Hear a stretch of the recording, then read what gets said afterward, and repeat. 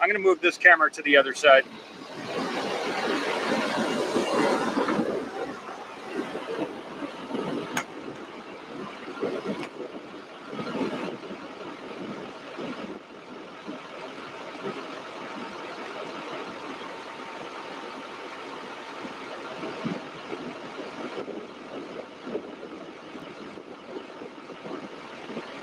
Yeah, so I am going to focus more on the other camera right now, mostly because I'll do both cameras, but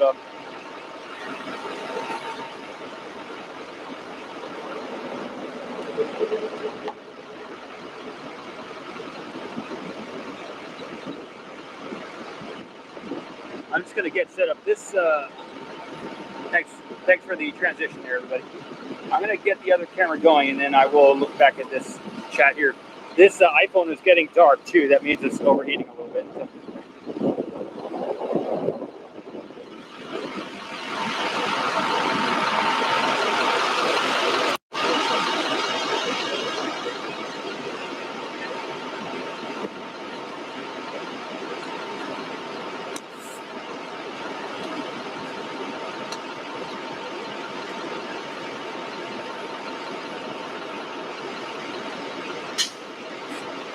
I have the mic around my neck now, so all right, much better.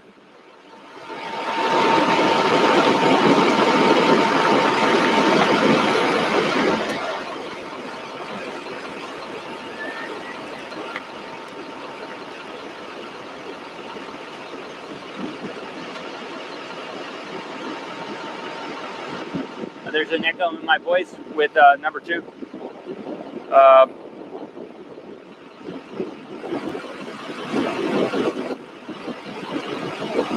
Maybe turn off one of the mics for yourself. There is a truck behind us on its lunch break, so they will be shutting off that truck behind me, and it'll be less noise.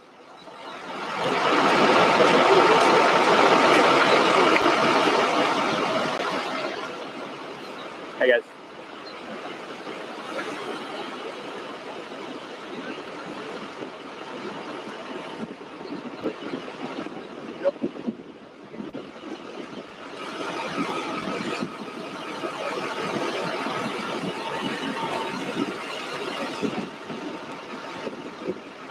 Let me do something. All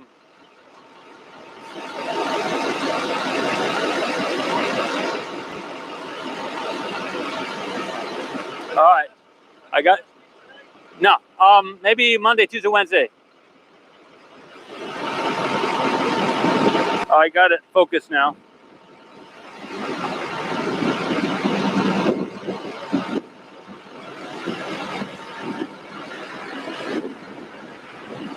Yeah, okay, so I'll do a pan of the site here.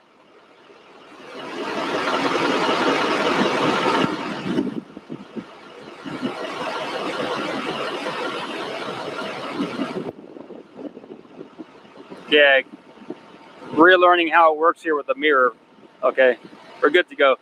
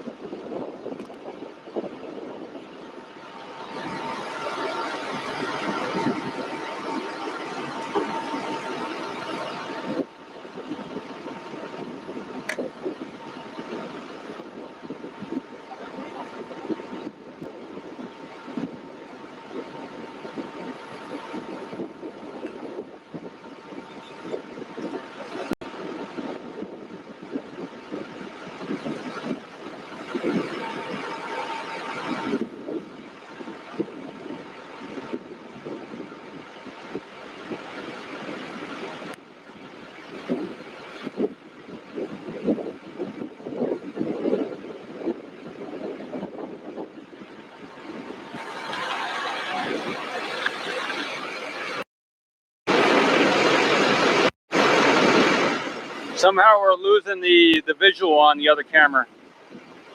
It's plugged in.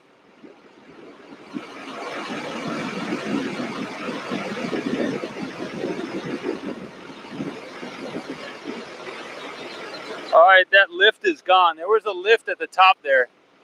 So they brought it down during the lunchtime, but they were working above there before lunch.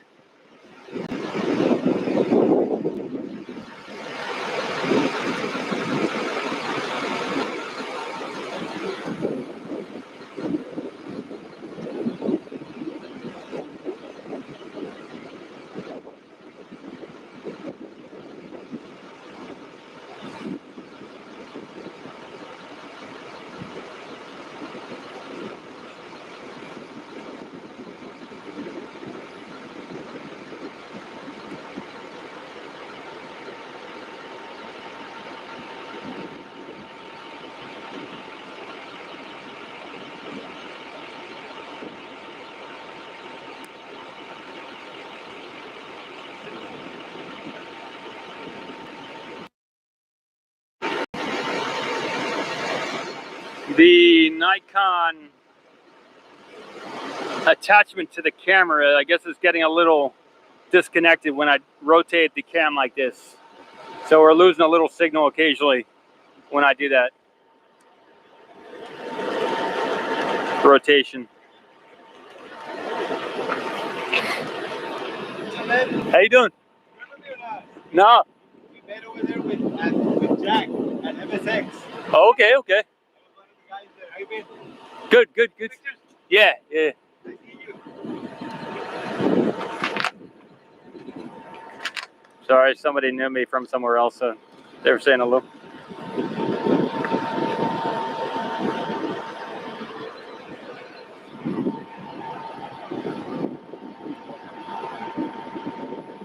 Okay, yeah, Da Vinci, thanks.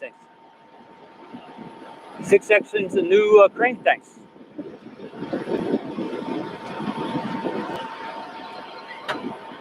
Maybe it loads the info, and even though if there's a momentary break on my side, it still gets the whole signal to y'all. So that's probably what's happening. All right, people moving back to the site now. Lunch is over.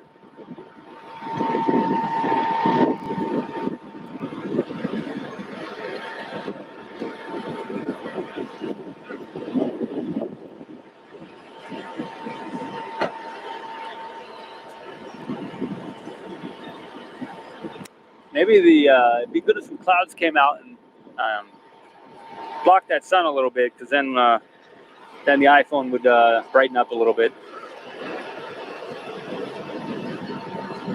It is a hot, sunny day today.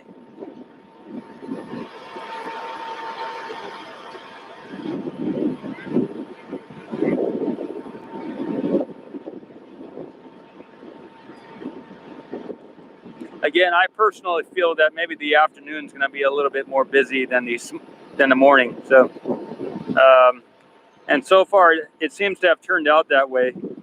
That the now about 12:30 or so. See what time it is actually. 12:35 or so.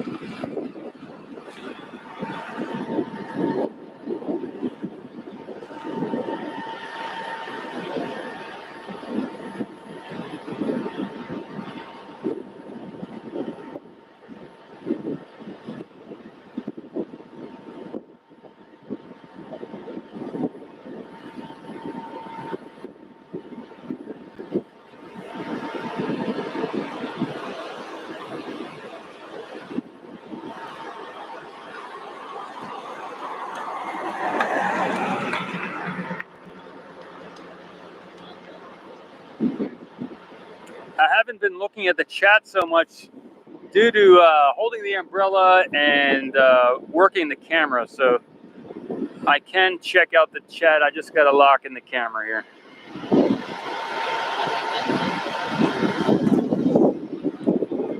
Ordinarily, the sun isn't so bright, so the iPhone doesn't get so hot, but today is a hot day, so let me see what the chat says here.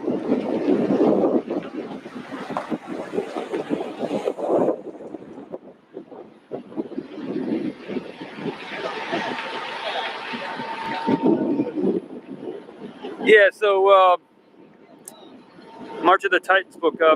Yeah, so what do you? Yeah, I did. There was a good reason for me to change the name, or to spell it out further. And maybe I am Ocean Chem, but the business is Ocean Camera Space Corp. So I can always be Ocean Chem, and I did trademark Ocean Chem, but the business is about cameras in oceans on other moons and planets. So that's why I incorporated it as Ocean Camera Space Corp. So there's no question about what the business is about. I did spell out a bunch of products on the website, oceancam.space. So Ocean Camera Space Corp, right? That's the name of it. We got a new crane piece coming in.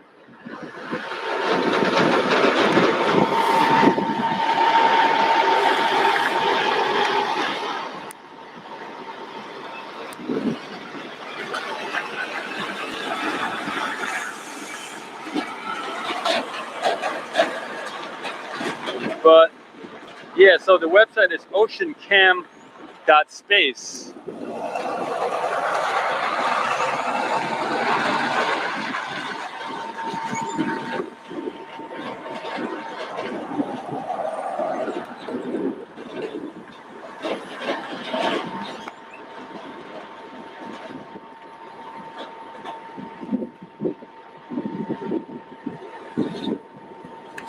So Ocean Camera Space Corp is the name of the business.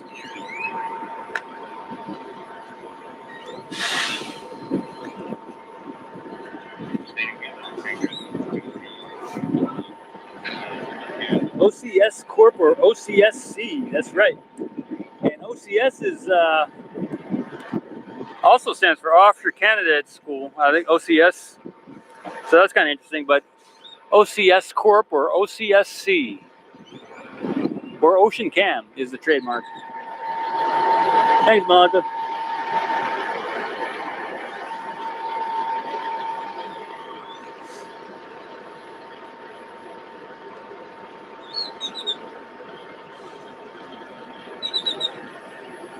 But yeah, so the different types of products.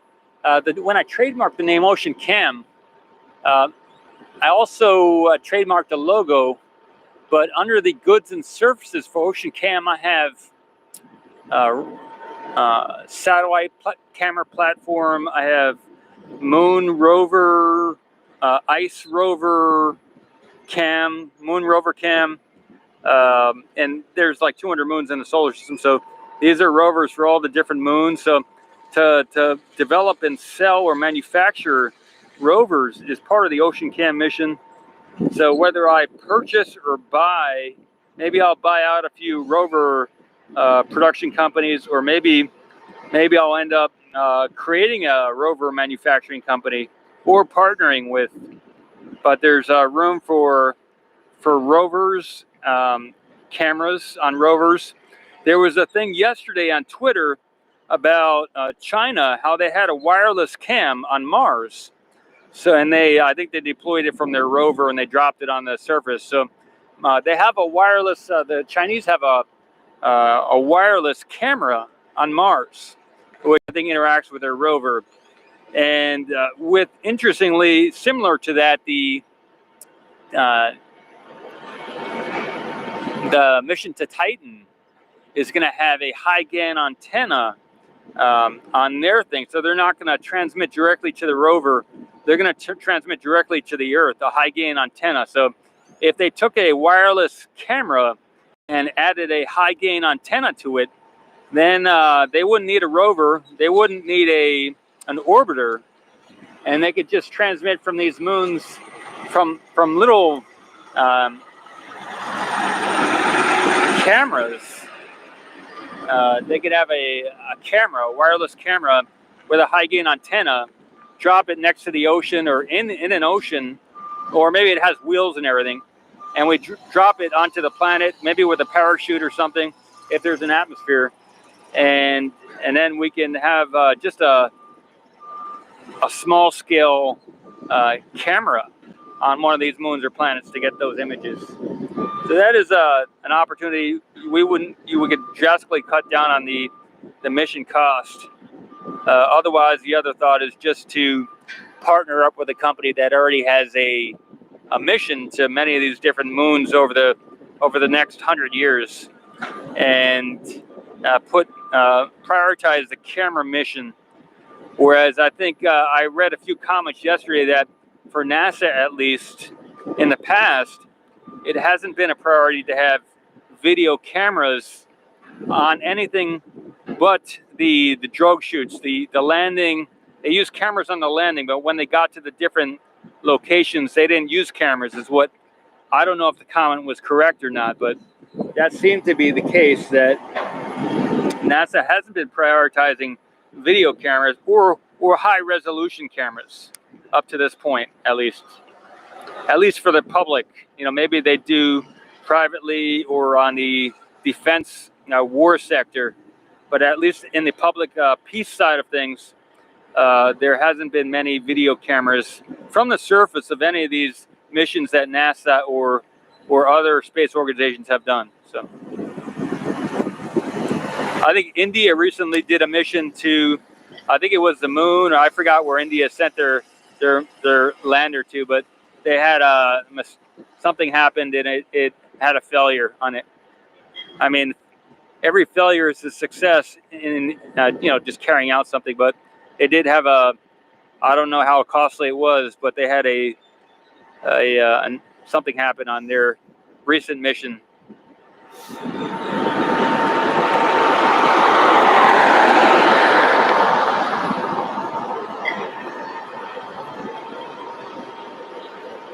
Yeah, March of Titans. There will be a rover division, and we may actually purchase or merge with or develop a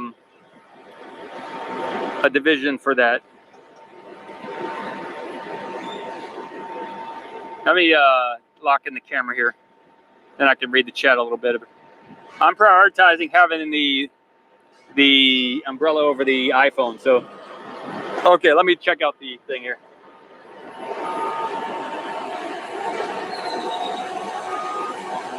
Hey, Peter, thanks, man.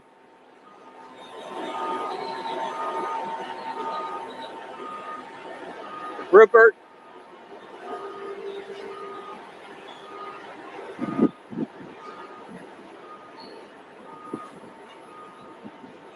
Okay, yeah. So I have put in some thought about what it would take to manufacture my own cameras, and I watched several videos, but I have started that thought and process about whether it would be partnering with a company or maybe producing many smaller, less expensive cameras. And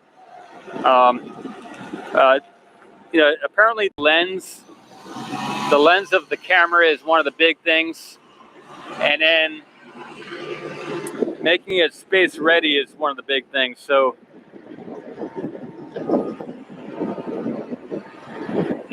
pressurizing the cameras is one of the big issues. So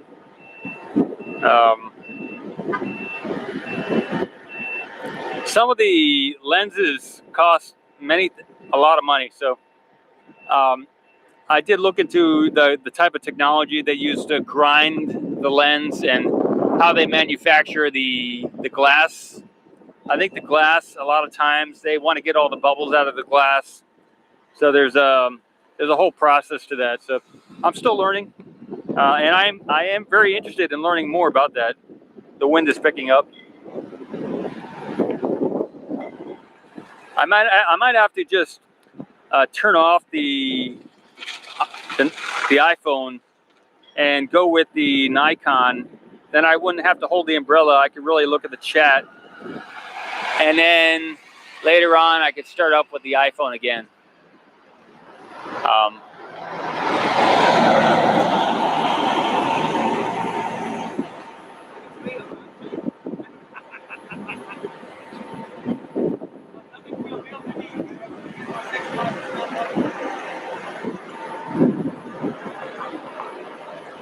Yeah, okay, March of Titans. Yeah, you'd like to contribute to the software? Yeah, well, contact me. Send me an email on the website. There's an email there, info@oceancam.space, and we can start the chat and what that means and all the rest of it. Yeah, any of you would like to get involved? I have spelled out the type of positions I'm looking for on the website, in the about section. And then if you have time, go watch the Vox. I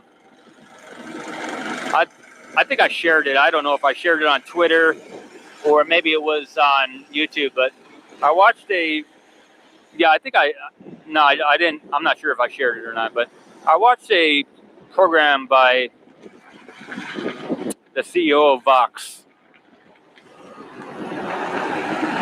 and where you could just look up starting a media company, how to start a media media empire, how to start a media empire. Look that up for your own projects or for in a way of collaborating with OceanCam, because that's what I've been looking at, how to start a media empire. Because what we're looking to do is to reach billions of people here with imagery of the oceans on these other moons and planets. So, and the impact of it's about awareness also. It's about the meditation mission. It's about awareness. So it's about more than just getting that imagery, but it's about all the impact it'll have on the people and what it means to society. And it's an awakening of society. So it is more just than it's a collaborative effort. So there's a lot of ways to get involved. There's going to be wanna have a lot of spreading of the message of what we're doing, and also other people's insights about what that means to them and how that changes the world. So that is it's a big message. So.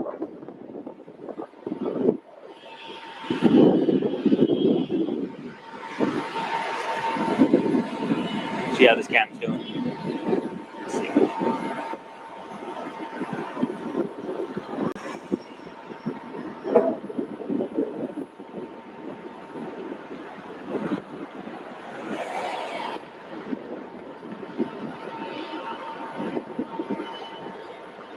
I'm checking the chat here on the iPhone.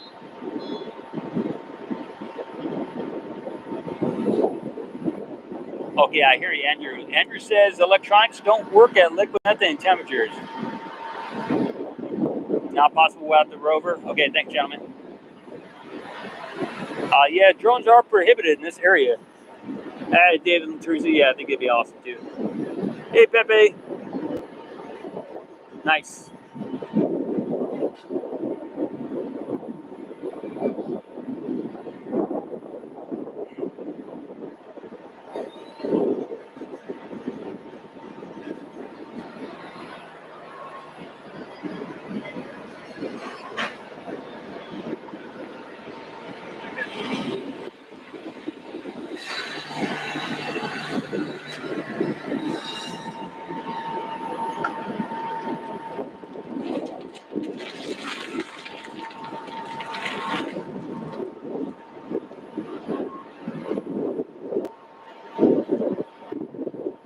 Hey, Frank, in Orlando. Cool. I'm looking at the site. Maybe it's time to start doing close-ups of the orbital launch platform.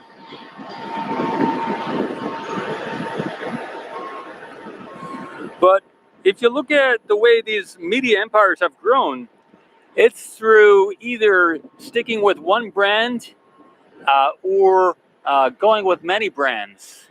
So I've written a bunch of stuff about what the OceanCam thing is about.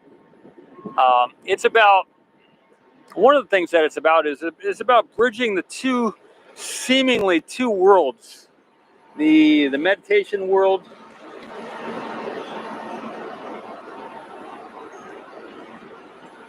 and then the tech world. So we got seemingly two aspects of civilization. We got the people who are into the analog, and the people who are into the digital. The analog is similar to the meditation and getting grounded and that type of thing, or it can be considered the two types of the brain. The left brain and the right brain, or some people say you can't really divide the brain into the left or the right. So if we're not going to divide it into the left and right, we can at least say analog or digital, different ways of seeing the world, you know. So so the Oshikam mission is about helping to show the relatedness and to use both to bring humanity forward, because the story of humanity thus far is that we've never seen liquid from the surface of any of these moons or planets, and it for sure has never been presented as hospitable, and it's always been shown as a big challenge. And I don't believe that that is the case. And I put a message here on YouTube and also on Twitter that, you know, the brain, when we look at the brain, if you take biochem or organic chemistry or physiology, you study the neurons and the impulses between the neurons, and you if you take A&P, Anatomy and Physiology 1 and 2, you do dissect areas of the brain and the body. If you're in any type of medical field, you've done the you know, forgot what it's called, but you do the anatomy and physiology of dead people, you know, and you're actually there. You're looking at the internal organs, and you memorize all the different areas of the brain, silica, all the different areas that you memorize. So if you look at the universe and you look at the brain, they do look similar in that they both look dead. The brain does look dead. It's just like a big dark colored, maybe it's a white color thing. You got all the white stuff on the outside, but really, we really don't see any life in the brain, right? Where are all the blood cells in the brain and stuff like that? So, but if we look at the neurons in the brain, we could say, well, that's just signals going back and forth, and it's really it looks like a dead piece of cells, right? But if we zoom out from the brain and we see the whole body, then we can say, hey, this is actually a body. So similarly, if we look at the brain and we try and look at the neurons and the signals and the impulses going back and forth and the events that happen, we could say it's just a jumble of messages. It doesn't really add up to anything. In the same way, we look at the stars and we see all the light emitted from the stars, and it just looks like this big thing, right? It doesn't really add up to anything. It's not alive. There's no evidence of life. It's just this natural movement of energy and force from one area to another. It's just chemical energy, just like the brain, just chemical energy. But we do know, when we really do zoom out from the brain, we get the skull, we get the hair, we get the rest of the body, and then we say, oh, this thing is alive. And then we got to say, well, is the life in the brain, or where is the awareness? Is the awareness in the brain? Is it only in the brain, or is it also in the eyeballs? Is the awareness in the fingertips? Where is the awareness? Is it limited? Where is it coming from? Is it coming from the brain, or is it coming from, maybe it's coming from the nostrils? I think maybe that must be the center of the awareness in the human body. It must be coming from the nostrils, and then it does emit a little bit to the brain, and then and also the rest of the body. But I would say we would have to, matter of fact, we would have to say 100%. The center of awareness of the human body is in the nostrils.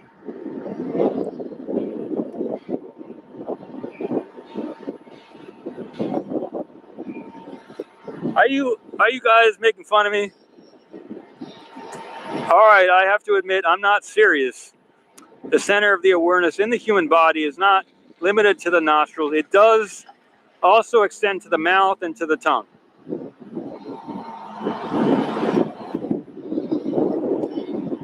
What? You're saying it goes beyond the tongue and the mouth? I don't know. We're going to have to do some research for the next 50 years and see if we can if we can get enough data to substantiate that the awareness going to the brain does in fact originate in the brain, and it doesn't originate in the mouth and the nostrils. I need solid evidence, empirical evidence, objective evidence. I don't want this subjective, this is the way it's always been. If you want to tell me that the mouth and the nostrils are not the center of the awareness in the human body, we're going to have a good debate over the next 50 to 100 years, and I want at least $50 million per year to do the proper research so that we can come to a scientific objective. We want it to be sterile also. We want it to be a sterile, objective, dead, dissected, objective, impartial result. We want to know for certain the dead facts that human life extends to the rest of the body, and it's not centered in the nose and the tongue, and that in fact, even though the Westerners have maybe they've been saying that it is centered in the nose and the tongue, but I think the Hindus and the Tibetans have been saying for thousands of years that the awareness in the human body does extend beyond the tongue and beyond the nostrils, and it does extend to the ears. And then I think some of you are saying, no, there are 5 senses. There's 5 senses. How can you say there's only 3? You're telling me in Western science that the awareness in the human body is not limited to the taste, to the smell, and to the hearing. You're telling me there's something called sight. You're telling me there's the human awareness also extends to the eyes. I don't know. I think it was just limited to the brain, to the tongue, and to the nostrils. I think it's going to take us at least another 40 years to substantiate the truth of whether the human awareness also extends to the eyesight. But that is, we're talking this 2021 right now. It's going to take us until 2061 to substantiate whether that's true or not, and then we're going to have to do a lot of peer review after that. So I think we should just say right now it's just limited to the nose, to the nostrils, to the tongue, and maybe a little bit to the brain. Because when we look at the brain, we can clearly see that the brain is dead. So, and I do see the nostrils moving.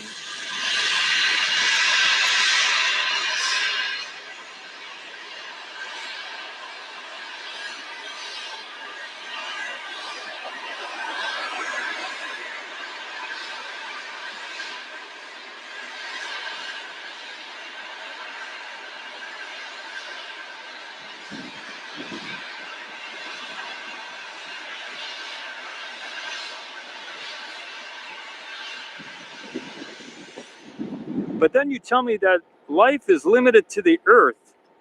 There's no life but what's on the earth. All the starlight in the universe is just dead from millions, billions of years ago. It's just impulses.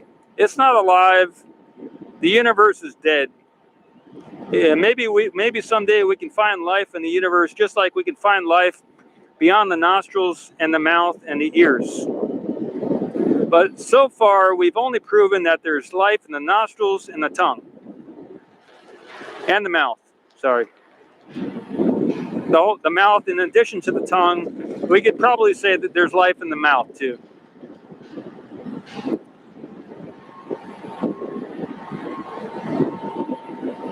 But yeah, so if we just do a zoomed up microscopic view of the brain, we can say life clearly doesn't originate in the brain. As the Tibetans and the Hindus have been saying, there is life beyond the brain, is what the Hindus and the Tibetans have been saying. If we do a neural map of the brain, we see it is similar to the map of the stars in the universe. There is a name that people have come up with when you look at the galaxies all together and all the life in between all the galaxies. But for now, let's just say that there is life everywhere. If we are going to have to say that there is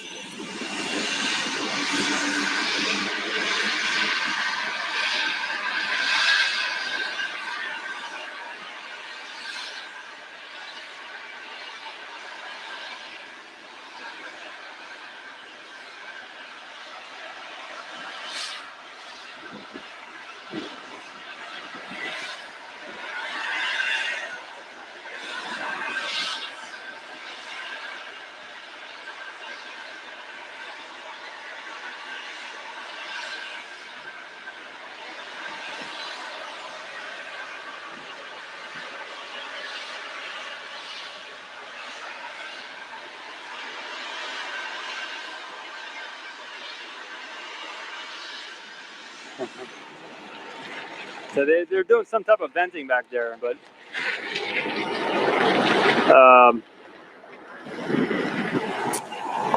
so anyway, I was saying that it's most likely that there's only life in the tongue and in the nostrils, and we would have to do many years of research to substantiate the truth or not of if there's any life in the brain. So, but anyway, the Hindus have been saying there's life in the whole body. The whole body is alive, not just there's awareness all over the body. But again, we're stuck here with the Western thought and the Western powers and the people who write the books. You know, you gotta listen to the people who write the books. So if they didn't say it on TV that there's life beyond the tongue, I'm not gonna believe it. So you guys, you can't convince me of anything but what's said on TV. So the books that I read was like there's only life in the tongue and the nostrils. So I don't know what books you've been reading, but yeah, all the books I read say it's only the nostrils and the tongue, a little bit the ears. At least when I read the Western books. When again, when I read the Tibetan and the Hindu books, they said there's life everywhere.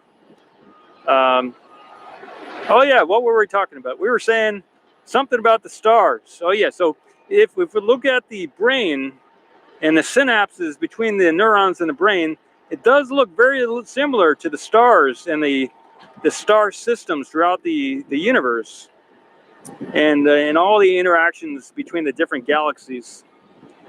But since they're all dead, the brain must be dead. So that substantiates my claim that there is only life in the tongue, the nostrils, and a little bit in the ears.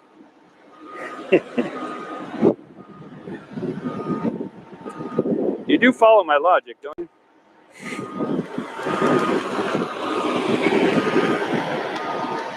I got to fill in the time some way, and I might as well do it by educating some of you.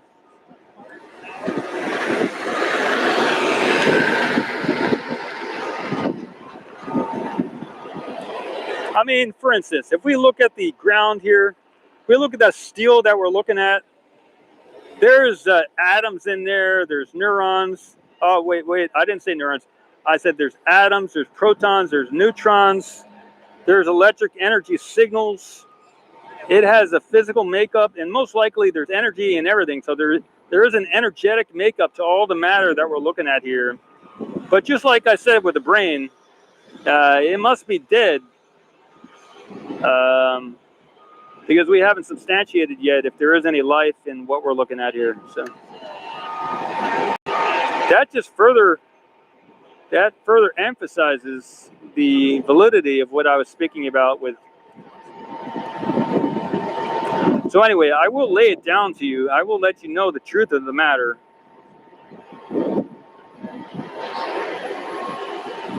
Whatever you believe is the truth. That is the truth.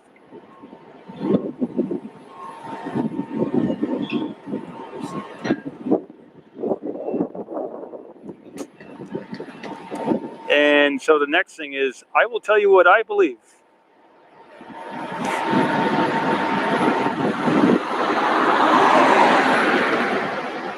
Or maybe better yet, I will tell you what others believe. Hey, Tom Tech, thanks. Tom Tech, thank you, Tom, thanks. All right, again, we have that bus coming back again. I'm gonna have to showcase this bus again.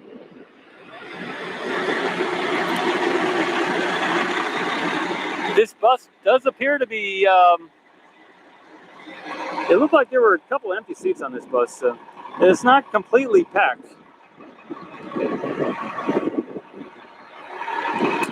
All right, I can't hold it back anymore. I will let you know what I really believe.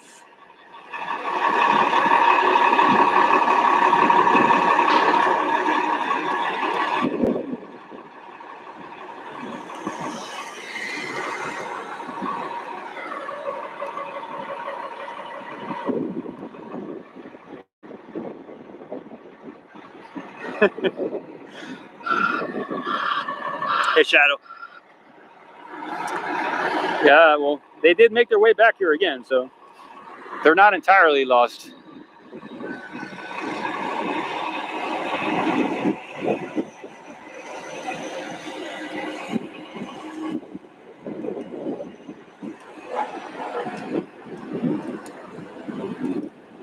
I'm gonna have to focus the camera when I get up here, this shot, unless I make this as far as I go.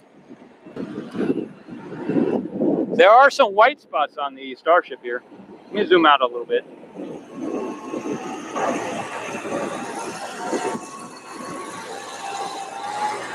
Yeah, what I think is that it doesn't matter what I believe.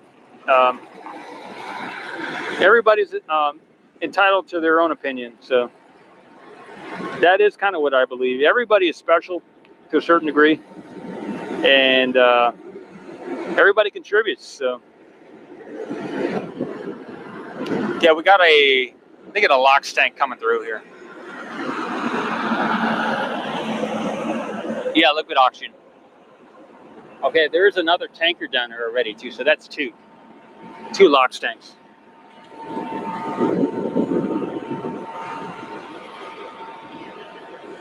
We got a bunch of trucks lined up to come down too. Got four trucks lined up right down there. So some people taking photos too. It looks like there must be something on one of those trucks. All right, and the bus is leaving already.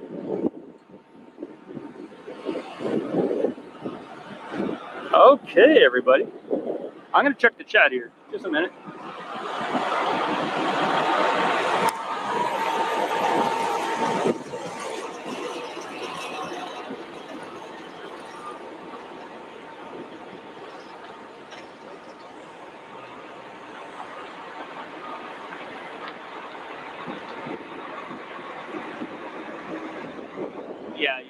Yeah. They must have a permission to go on because there is a security here, and the security is watching what's happening. So there's no way they could get on the launch site here without permission. So they must have permission to come on and off.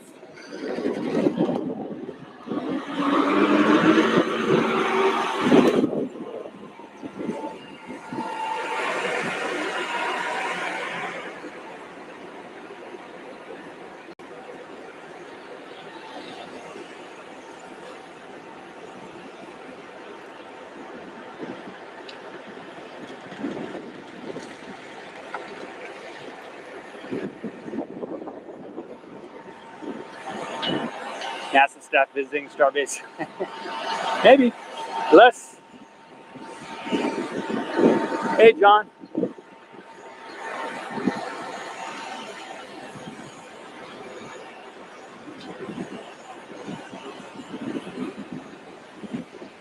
Yeah, you want a little zoom in on the. I'll get it for the other camera. I'll keep this. This is going to be like the macro camera, the iPhone. I'll get the crane there in a little bit. Let's.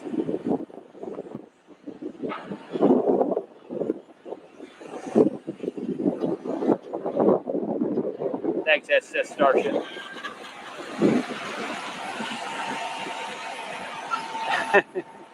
Hey, Ran. when they are gonna do a road closure, I do make a point of getting here earlier than the road closure if I can, to get some footage about what's going on and to see if they're going to continue with the road closure or what kind of preparation they're doing. So yeah, it does depend on my nose, the brain in my nose. It does a little bit depend on the brain on my nose when I get here. But sometimes I rely on the information from my tongue, and my ears do play a part in when I get here as well. So. All right, here's a zoomed out view of this shot here. But it depends when I get here. Usually, often depends on if there's a road closure and what I did the night before or the day before, or what's happening, throughout the day. They seem to be stacking it all over there on around that area. So there's a lot of crane parts here. A lot of crane parts here. I get a shot. There was a request to get a shot of the new crane, so I will get that shot. A zoomed in shot here. Here we go.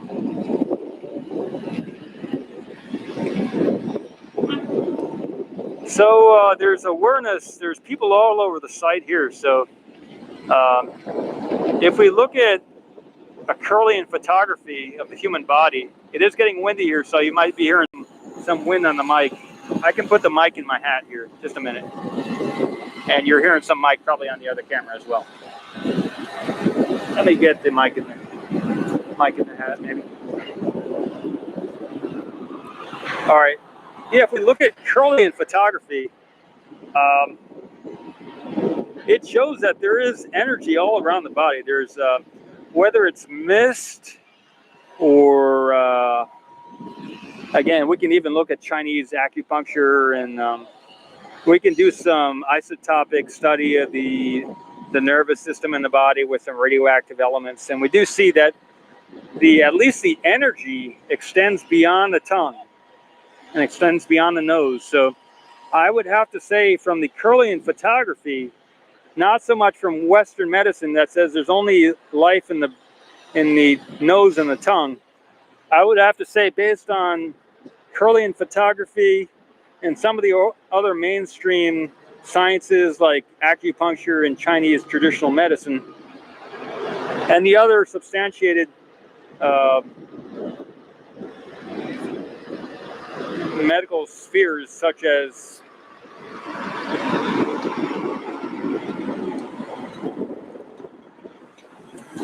Reiki and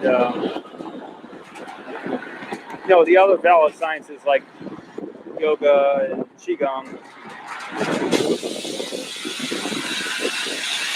the hard sciences. They say that there is awareness which surrounds the body. There's an energy, or energies. There's many energies. So they say that there seems to be many awarenesses that exist. So, and again, I like to simplify things. So I would just say there's one awareness, because there's just a base. There's a theory of everything. It has to be a TOE, theory of everything.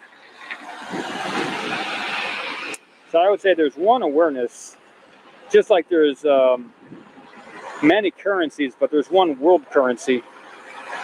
It's whatever that currency happens to be. So just in the same way, there is one base energy, and it is aware. There's rather than many energies, as we just said, there's one.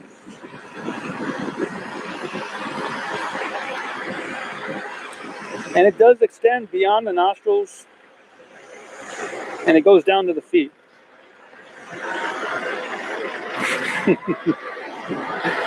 According to some people. But again, and my philosophy is that everything is alive.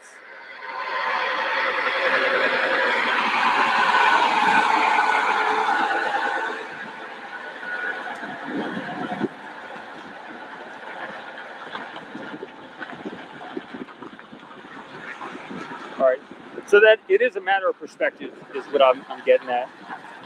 Yeah, there's a lift back on top of the booster there. So the more we can broaden our perspective and have clear sense of what's there, we got to pay attention to what's there to have an opinion about what's there. So if we don't pay attention to something, then we can't determine if there's anything there. So it first starts with paying attention to what's there, and then we can ascertain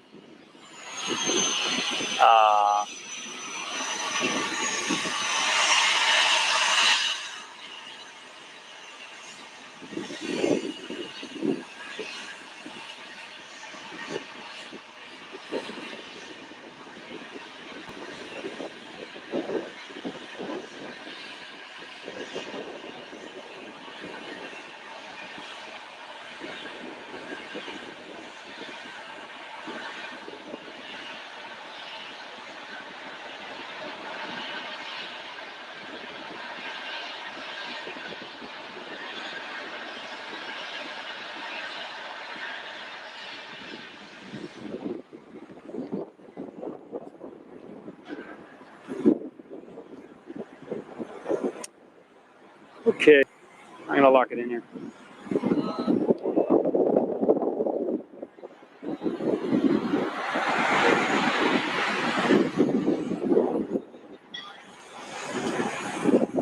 Yeah, okay, Pepe, I will do an update on the wide bay. Thanks.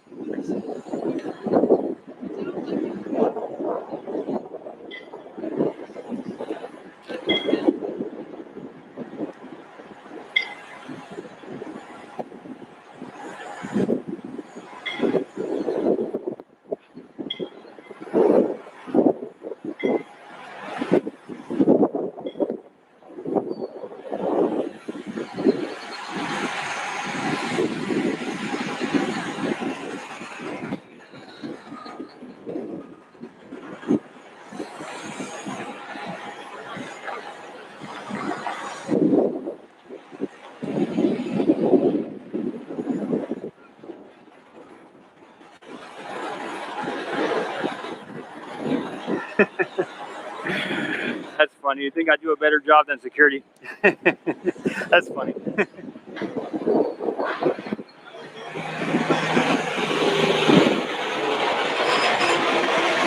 What I could say, guys, is that if I'm videoing everybody, then they can just watch my video and they can get a good close-up of who's coming in. And so they already checked out the people on my video camera here. So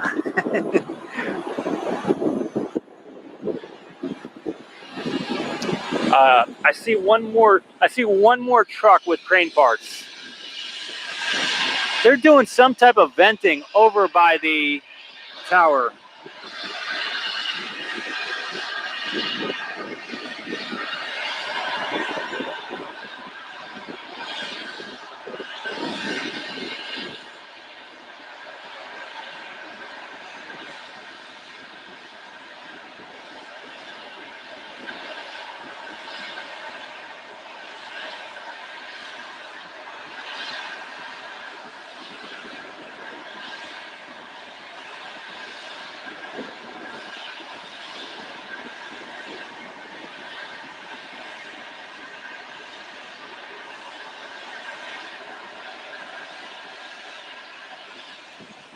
I don't know what it is, but we keep hearing this loud pressurization noise.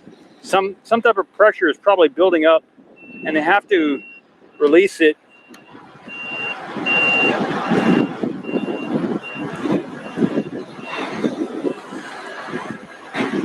Some type of pressure is continually building up, and they're venting it over and over.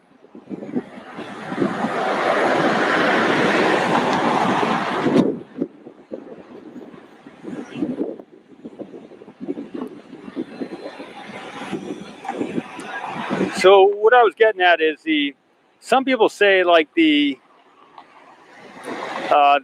energy we see at nighttime, when a lot of people are not sure if there's life anywhere in the universe. So if you're not sure if there's life anywhere in the universe, then you might as well just say that you're dead, you know.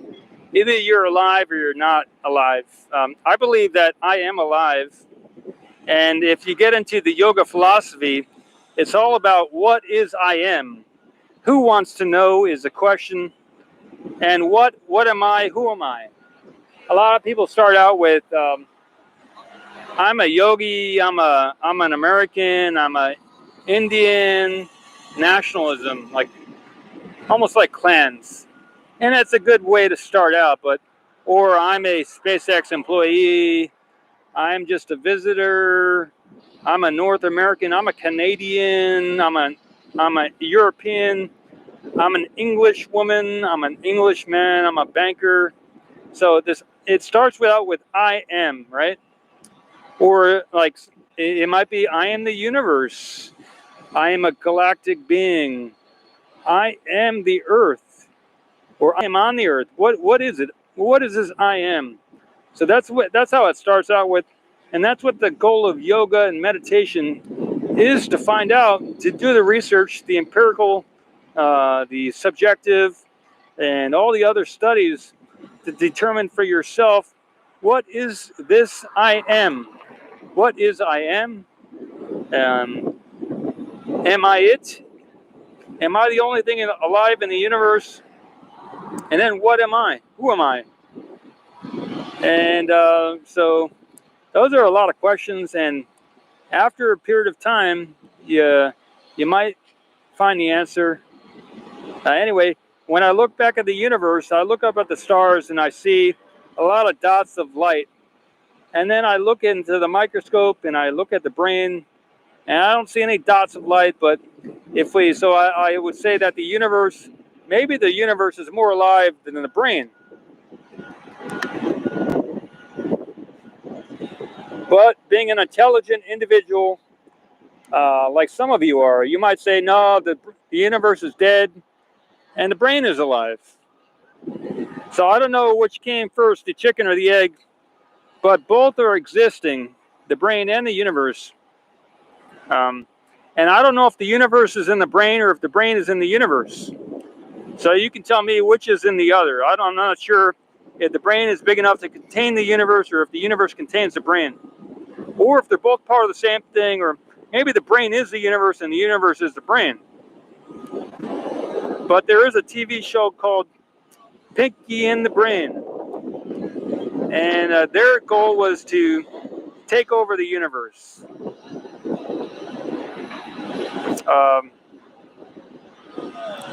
And I do know that, I don't know what the next thing I'm going to say is. Anyway, so what I'm getting at here is the brain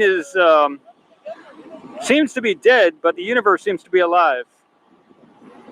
So I would say that there's life everywhere in the universe except in the brain. And maybe the brain is just a mirror for the life that exists outside in the universe, because there doesn't appear to be any motion in the brain. But there is a lot of light and movement outside of the brain. So according to my new philosophy, I will write the book and publish it later tonight. Look at it. You know where to look for it. But if you come back to this media empire here, I will continue to lay out the details of the new philosophy that I just came up with in the last 2 seconds.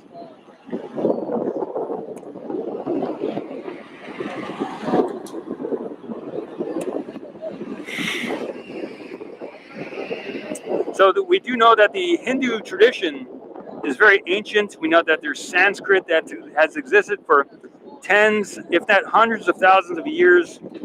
The history of India is hundreds of thousands, if not billions or millions of years old. And they do have a written system called Sanskrit, and they speak a different language than English. So that must be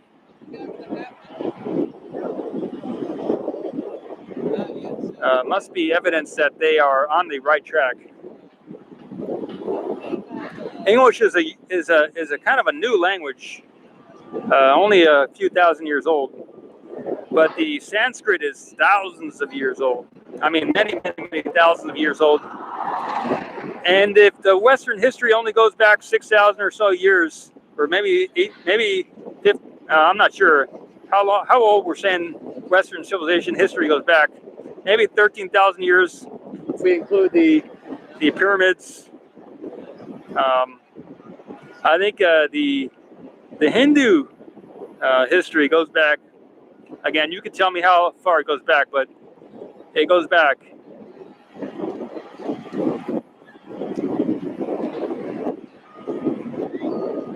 And the books that they wrote still exist. They call them the Vedas, Vedas, the Vedas.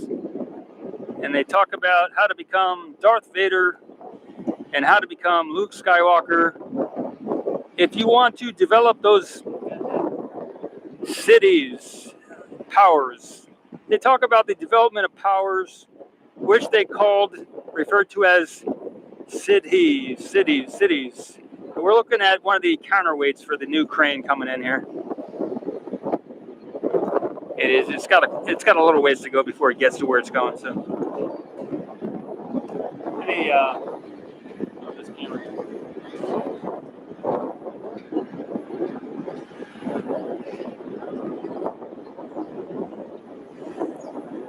The reason I'm not looking at the chat right now is it's not very easy for me to do and do everything else that I'm doing. So I do like to look at the chat, but I'm having to fill in with some of my wisdom that I developed over the last 5 seconds.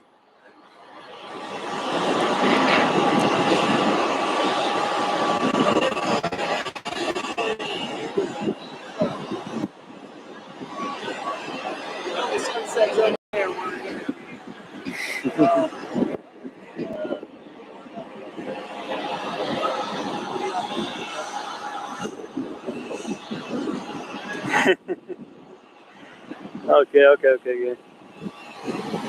Anyway, so there's a lot of activity we're seeing here. It's almost like if you were to take a bunch of shipping containers and stack them left and right and create a bunch of apartments, this would make a nice. They could turn this into apartments here. I would like maybe I'll put it in the center of the screen here. I would like the apartment that goes right on top of this section right here. I'd like to build my apartment right there. I'll put it right on top of this section there. And then I get a view of everything that happens here at the site.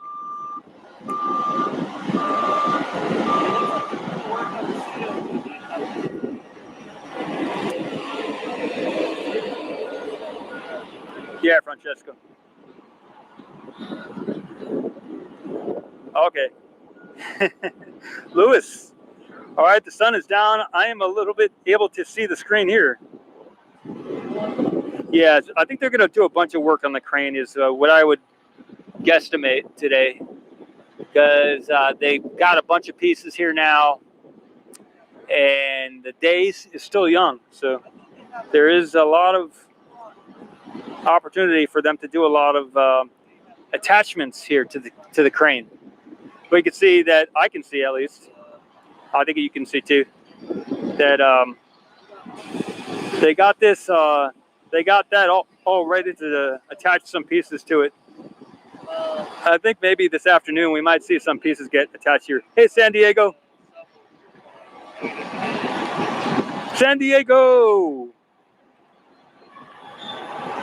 Jerry Raphael, Jersey, Raphael R.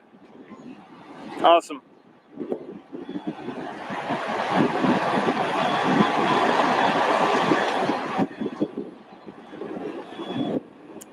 So I think all of you will agree with me that Elon Musk is the center of the universe.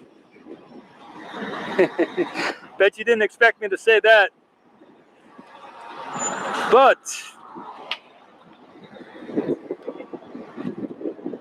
But my nostrils are the center of my universe.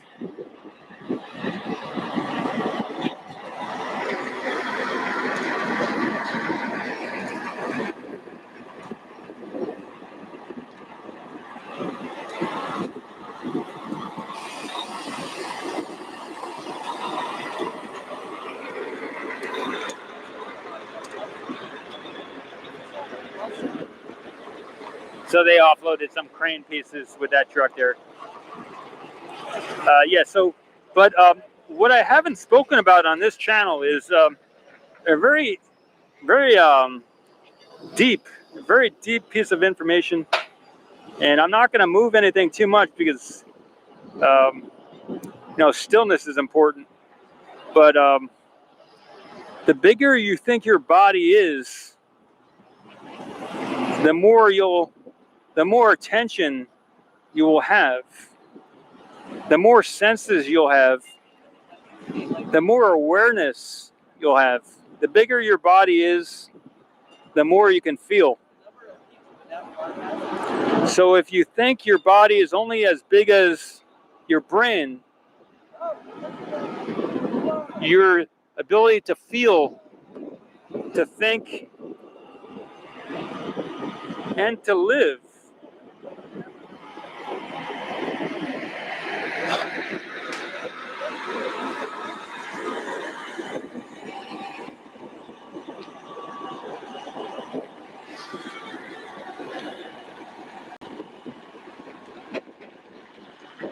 some more counterweights. Each one of these is 10 tons.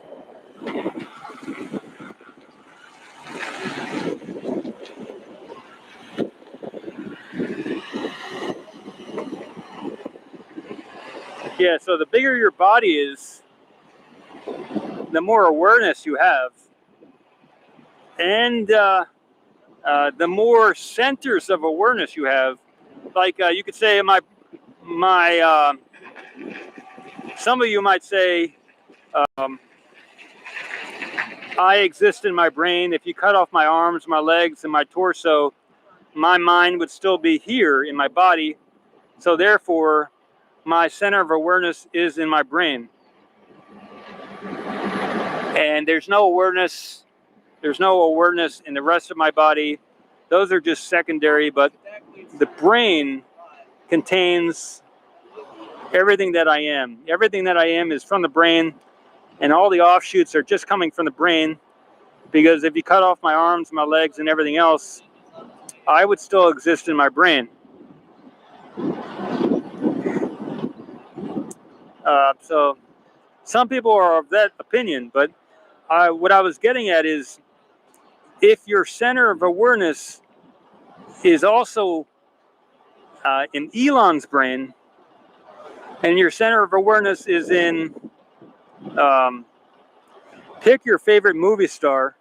Maybe some of you like Jeff Bezos. So center of your universe is also in Jeff Bezos. So there is awareness, there is life in Jeff Bezos. And maybe the life that is in Jeff Bezos is the same. The awareness that's in Jeff Bezos is also the same as the awareness that's in your body, in your brain. But maybe we're just limiting it to the brains now. We don't want to get carried away. So we could say that there is life in Jeff Bezos's brain and in my brain. But Elon, there's no life in Elon's brain. He's just a robot.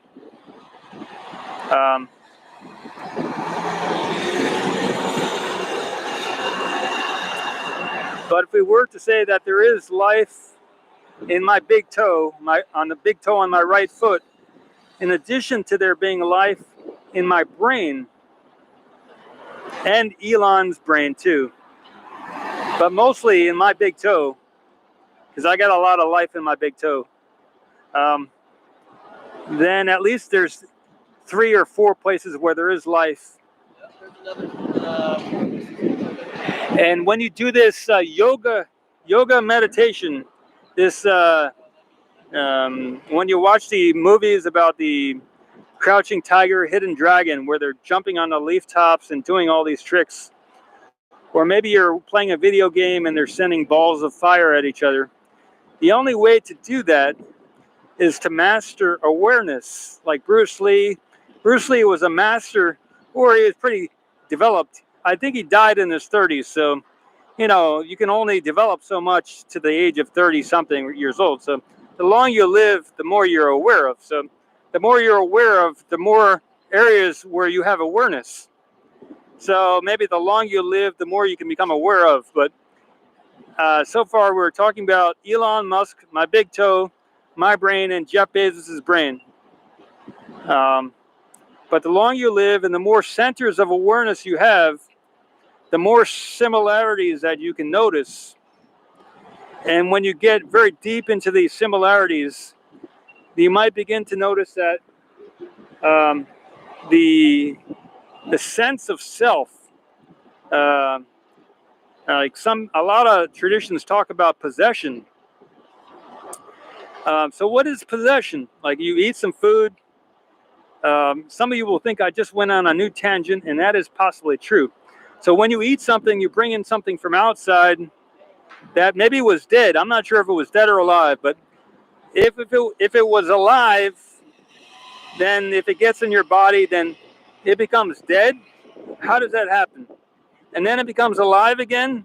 So you're saying you ate something, it became dead when you ate it, and then it was integrated into your body, and the chemicals and everything, the atomic fusion and chemical reactions and everything else happened, and voila, it's alive now.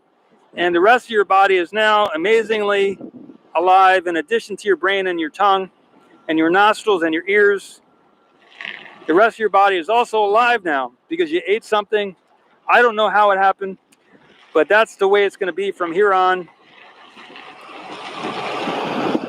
That's it. The whole body is alive. I know it's controversial to think that awareness permeates and expands beyond the brain and does encompass at least my body and maybe my aura too. Maybe if I get out the Kirlian photography, I can substantiate that. As a matter of fact, my body, in addition to my brain, contains awareness, and my body is special because at least my body has awareness everywhere beyond the brain.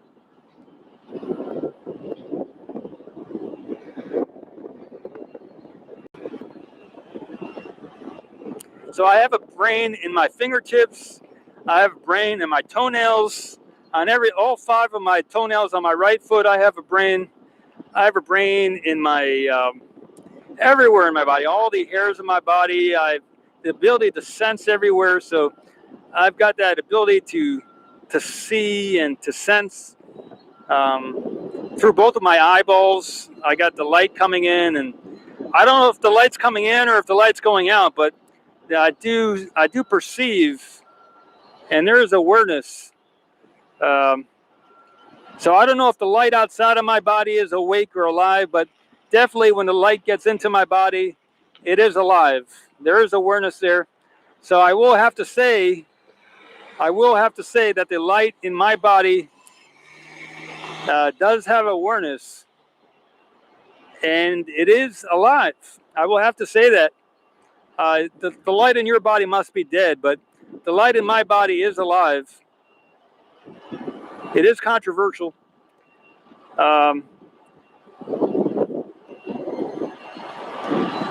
lot of people are looking in the brain for life, and they don't find any life in the brain. So I'm just telling you how it is in my body. You know, I'm not trying to convert any of you.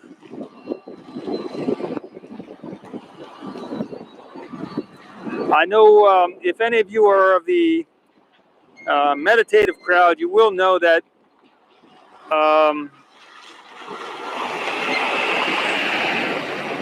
that my philosophy is limited, and that I am entirely incorrect and wrong about many of the assertions that I've said. And you may also tell me,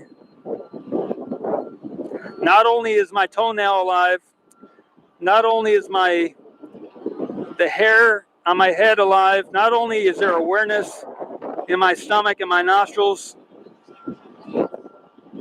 and my eyeballs, but there's awareness in Elon Musk's hair, big toe, in the skin on his body, in the light. There's awareness in the light that goes into Elon's eyeballs. And most importantly, I don't know if Elon wears a ring, but I'm sure there is awareness in the ring on Elon's hand. I'm not sure if it's because Elon imbues life into it. Maybe it's a magical ring. Maybe it's a special ring because it's Elon's ring. But Paul, you are entirely wrong. There is life beyond your body. In fact, there is awareness in Elon's body as well.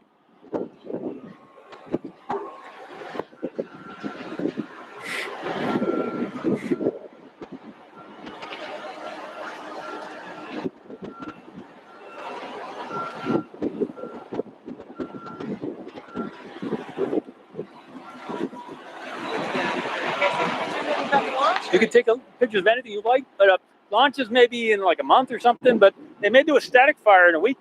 Oh, okay. Awesome. Thank you. All right, there's a lot of activity here in the chat. I don't know why.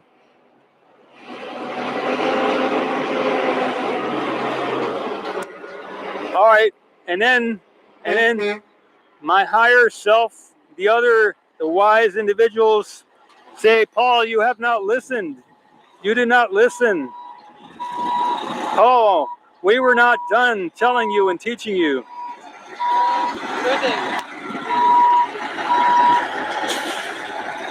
They're taking out the wood here.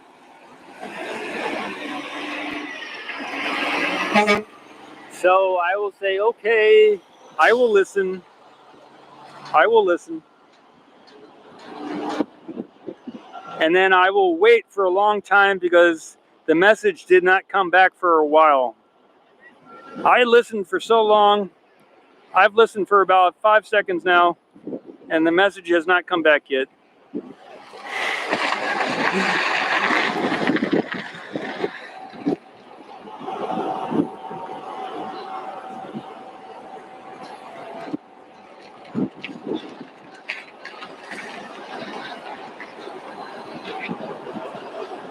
Crane is getting its first weights. Paul, Yeah, I got it. there is life beyond Elon's body. There is also life in the viewers, the people watching this show. They are alive too. And then I will say, I have not done the research. There appears to be a lot of typing here in the chat. I cannot confirm nor deny if there are other sentient individuals on this live stream. It may be a computer simulation.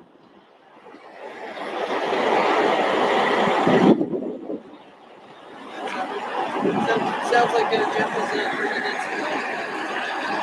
good. Maybe this is artificial. Maybe this is an AI bot. I'm not sure if there's 200 people watching this stream or whether it is a bunch of computer bots who are not alive. Just repeating what happened the last time when, again, there was no evidence. Subjective evidence doesn't count. I'm sticking to it that there is no, if it's subjective evidence, it can't count. I'm looking for objective evidence that there are, in fact, living people watching this show. And then some different comments come here in the chat saying, but Paul, we are alive. And then I will say, okay, I'm willing to accept that there might be a few of you who are alive, but the rest of you maybe are just bots. And then the voice magically comes to mind that says, no, Paul, no, there are hundreds of people who are alive also, who are not only here at the launch site, but also watching now from different places here on this place called Earth. And then I'll have to say, I don't believe there's anybody else here on the Earth but me and the people here living at the launch site.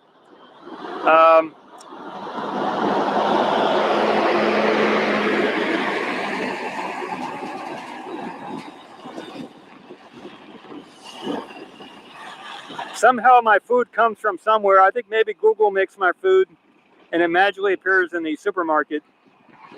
But I don't know if there's confirmed life anywhere beyond here at the launch site. And then the voice says, "Oh."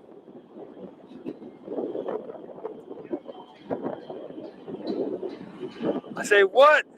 I'm listening." And then there was silence.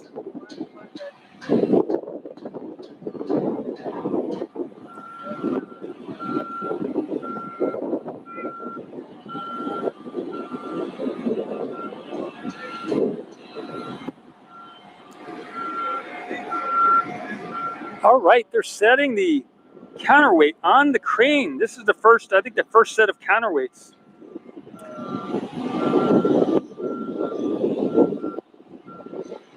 Good deal, good deal, good deal, good deal. All right, so I just got a download, and see, I have one of those electronic brains. So I got the download over the last. I downloaded some information just now with my Neuralink. So my brain is less alive now than before I got the Neuralink. But I did get some information that there were many more people here on the Earth. I got about 2 gigabytes worth of data just now in that brief second there. And so I do have more information here that there are billions of people here on the Earth and billions of people on the moon and a few million people on Mars and many other planets around the solar system. There's sorry, this can't be right. This can't be right. I think the AI download got it wrong. Sorry. Let me edit and delete that information. I think it got carried away. Whoever was writing that bot, gave me the wrong information. They were telling me that there was life on Mars, the moon, Saturn, Jupiter, Ganymede, Venus, the sun. How can there be life on the sun? I mean, whoever wrote that Neuralink program they were messing, playing around with me. I got information that there was life everywhere in the universe. There was life in the next galaxy. Could you believe that? Alpha Centauri, there's life over there. There's life everywhere. Every piece of matter in the universe is alive. This is what the download told me. It was that everything's alive. Everything is one being interacting with itself. I think somebody better... I hope this download gets deleted soon. I'm trying to delete it. It had one of those auto run. After you install it, it runs. Okay. And there's military spaceships all throughout the solar system and into the next galaxy. And NASA has been in space for a long time, and they kept a lot of stuff secret from us. And, finally got that thing deleted. Whew. All right. Man, that thing got carried away.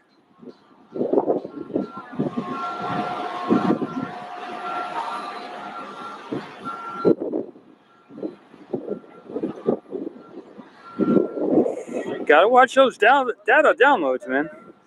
Those data downloads can be full of data.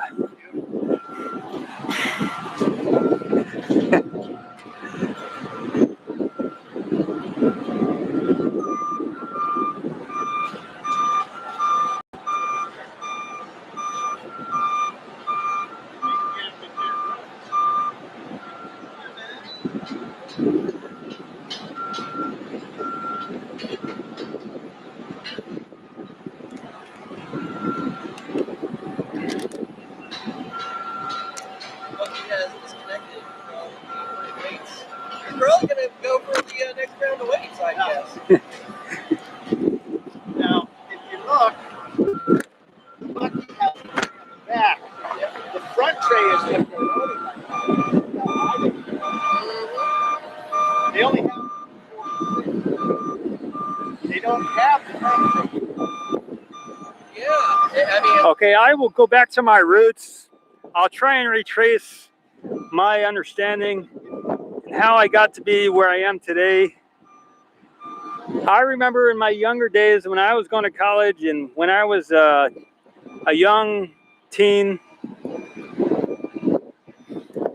a very scientific-minded individual, and I was on solid sand. I was standing on solid sand, sandy soil, but it was very sandy solid. My philosophy about the universe was very sandy because I was a young individual reading a lot of books, and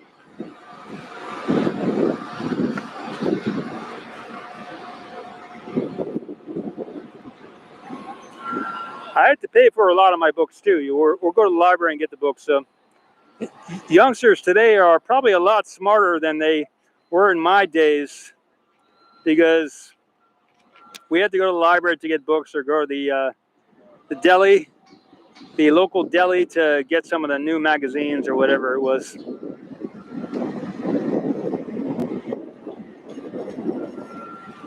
You had to have money to get information when I was a young kid, or go to the library.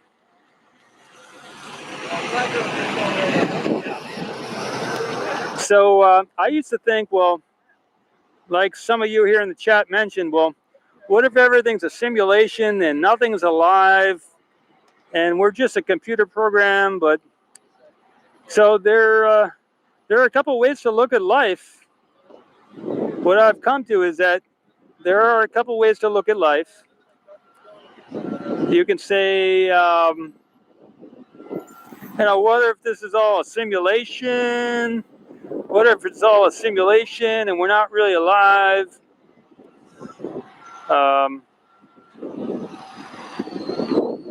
Well, have a good simulation, have a lot of fun. I used to think about, well, if there is no higher power, if there is no God, if there's no energy behind everything, if it's all just material matter, what if I never existed? Could I imagine a universe where I was never born? What would that feel like? What if I were able to erase myself from the universe and nobody ever knew that I existed? How does that feel? When you think about your life that way, how would it feel if you never existed? And what if the universe, what if the earth just disappeared? Or what if history never was recorded? What if all that life never, sorry, I said life. What if I never existed? How would that feel? And that does give you a certain feeling. So I know there are a lot of people that say God, there is a God, or everything's alive. Some people like to say everything's alive, or that there's only one God. But I'm just getting back to how I felt when I was a youngster. I used to think, well, if you're okay saying that God always existed, what if God never existed? What if there is no God? What if everything's a simulation? What if you never existed? How does that feel?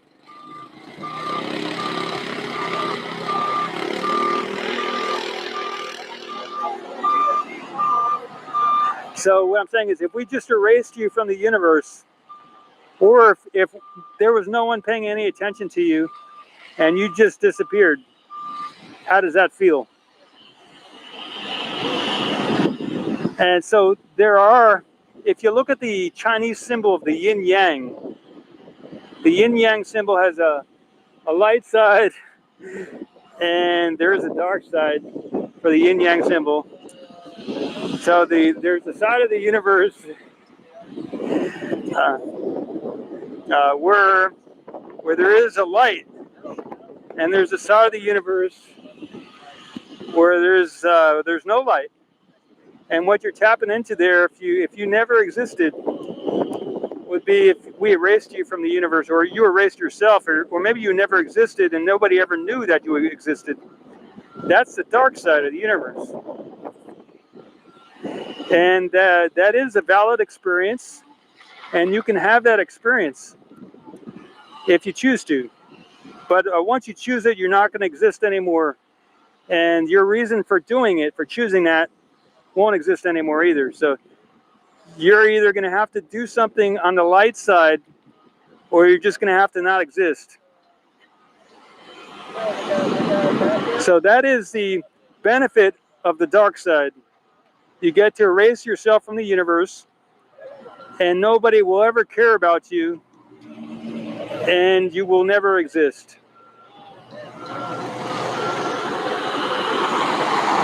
So what a lot of individuals find is that it doesn't feel really good. So the whole simulation thing, it doesn't really give you anything.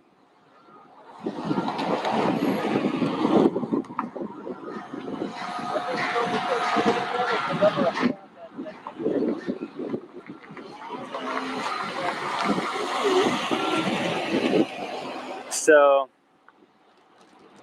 on the other side of the yin-yang symbol of the universe, it's not a symbol, it's actually a being. The being of the universe has if you look at the Hindu tradition and the philosophy, the universe has a living aspect and an unchanging aspect.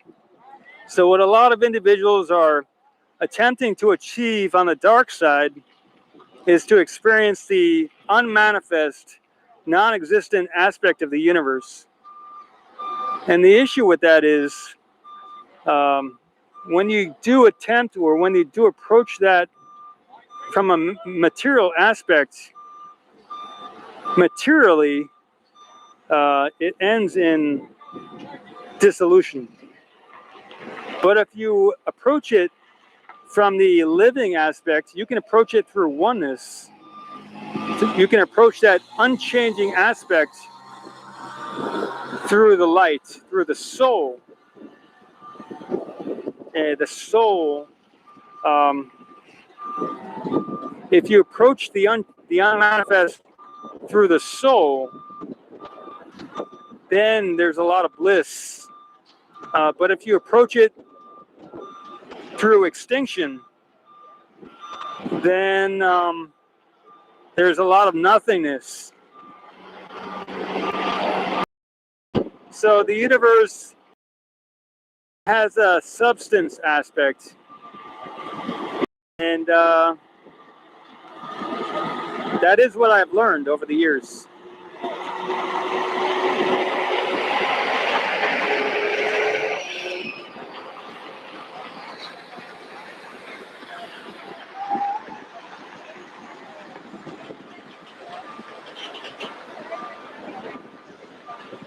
Got some crane booms moving out.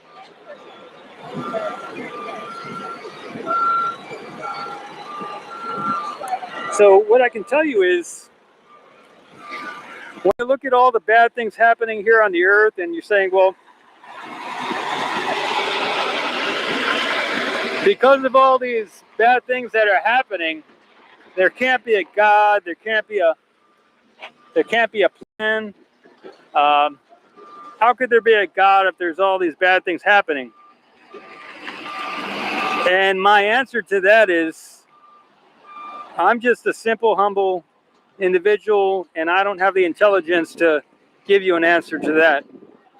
Everybody has their own opinion and view of that, but if I were to tap into my more knowledgeable aspect of my being, I would say that as you realize the center of awareness extends and exists beyond your physical body, and as you realize that your body is bigger than your physical body, and that there is life which extends beyond your physical brain and extends into your toes, and as you become more energized, you realize that there is life in your toes.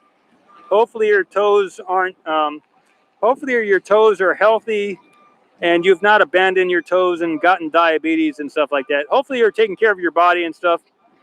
But if some of you are not taking care of your body, or somehow you got diabetes, if you have type 2 diabetes, there are treatments you can do so you don't have to get your toes or your legs cut off and stuff like that. But if you are taking care of your body, then you can realize that there is energy in your toes and your fingers, and you do have circulation. And as you become more than just more than disabled. As you become able, you can enable yourself and sense more beyond your body and become more of a superhuman. Like I know a lot of people like to say they're superhumans or SpaceX master race kind of thing. And if you want to be the master race, you got to realize that you are no better than anything else in the universe. Because as long as you identify with your individuality and your personality, you won't be able to sense beyond your physical body. As long as you limit your awareness to the area around your physical body and limit yourself with walls, wall yourself into your body, you're not going to be able to extend your awareness beyond your physical body. And you will mistakenly believe that you are the master or master race. As you realize and become more powerful and extend your awareness beyond your physical body with many of the yogi powers. In yoga, they talk about you can look, you can float, you can go invisible. A lot of these things that they talk about in the comic books, they've written about and chronicled in yoga and Tibetan and other secret practices that if you want to walk on water, you can develop that skill, but it's not very practical if you can just build a ship and row across the ocean. So if you want to spend many years rowing across the ocean, if you want to spend many years learning to walk on water so that you can walk across the river, I may just buy a boat or build a boat and row across. So, but you can develop that skill to walk on water, or you can throw a bunch of big stones into the river and walk across on the stones. But if you do want to walk on water, you can develop that skill because they talk about it in the yoga traditions as something that you can do. You can make your body very light. So as you master the abilities and the talents and techniques and learn about the ways of the physical body, you can extend your awareness beyond the physical body. And a lot of individuals also talk about going out of body. I don't know, some of these people I think are crazy, but unfortunately I happen to be one of these individuals who have experienced hundreds of out-of-body experiences, and I know for a fact that I am not crazy. So so there's that. So as you learn to experience awareness, like can you notice the grasshopper at your feet? You know, what about the grasshopper at your feet? Can you hear it? So as you develop these extrasensory perception, ESP, third sense, third eye, sixth sense, I don't know what sense we're talking about, but there's an infinite amount of things that you can sense in the universe. And as you notice, the center of your awareness extends beyond your tongue and your toe, and in fact does go beyond your physical body. For some people, your awareness does encompass the brain. Unfortunately, for some people, it does not reach the brain, but your awareness can extend and permeate into the brain. It can also go into your big toe, into your kneecap, into your hip bone, into your thigh bone, into your femur, up into your elbow, into your arms, into your torso, into your neck. Got to relax your shoulders because the awareness wants to go there too. Into the neck, into the vertebrae, into the cervical spine, up into the cranial skull, and up into the parietal lobe, occipital, temporal, and all the other areas in the brain. So the awareness, at least now, I think if I've helped you out, the awareness does extend into the brain. For some of y'all who were crunching your head and tensing your shoulders, and you weren't allowing the feeling to relax. So the feeling has relaxed. So now the awareness does go into the brain a little bit more. The circulation has gotten freer. Your mind has maybe lightened up a little bit. The inner brain has released a little bit. The blood is flowing a little bit better. Your heart is going fast, but it can go a little slower. You're maybe salivating a little bit. I don't know. So the awareness does extend up into your brain as well.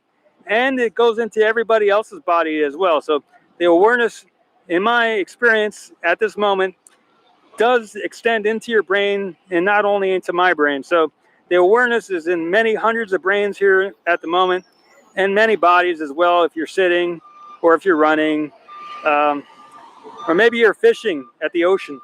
So there's awareness everywhere in everybody's body here, and that awareness is able to sense other awarenesses because they are of similar awarenesses. Like a PC computer, the reason you can transfer data from a USB stick to another PC computer is because they have the same operating system. So all these different brains have a similar operating system. Some people have a Mac or an iPhone, and it doesn't really work so well with a Dell computer or a PC computer. So there are some language barriers even on the ESP level of things. So there is a brain to ESP barrier, and we have many languages here on the earth. So just as we have many languages here on the earth, so there are many frequencies in the ESP extrasensory. They're only extra because a lot of people don't ordinarily use them. So, but they, for me, they're not extra. For me, they're not so much in the brain, but I have more of these other senses going on most of the time. So I would say for me, they're not extra. They're more the ordinary, and they're not extraordinary. And I do have them going on most of the time. So, but as you get that software upgrade and you learn to access the other brains that exist here on the earth, then you can tap into the information, and you can also notice that your awareness does extend to all these other bodies here on the earth. And fortunately or unfortunately, it does expose you to their thoughts, their feelings, their emotions. Some of you maybe even notice earthquakes and know when they're about to happen, the stress in the earth. So there is awareness and energy. There's energy in the earth as well. And just as there is energy in the earth as well, there is energy in other people. And the awareness extends everywhere. So just as there is awareness in your physical body, there is in fact awareness in other people's physical body. And the awareness is the same as the awareness as what is in your body. Because it is the same operating system. Using the same energy, using the same awareness. And fortunately or unfortunately, that awareness does extend throughout the universe. And just as your body is alive, or maybe your body isn't alive, and there's just a software simulation, fortunately or unfortunately, that simulation or that software or that operating system or program does extend throughout the universe. And it reaches to every corner, nook, and cranny of this thing that we call existence.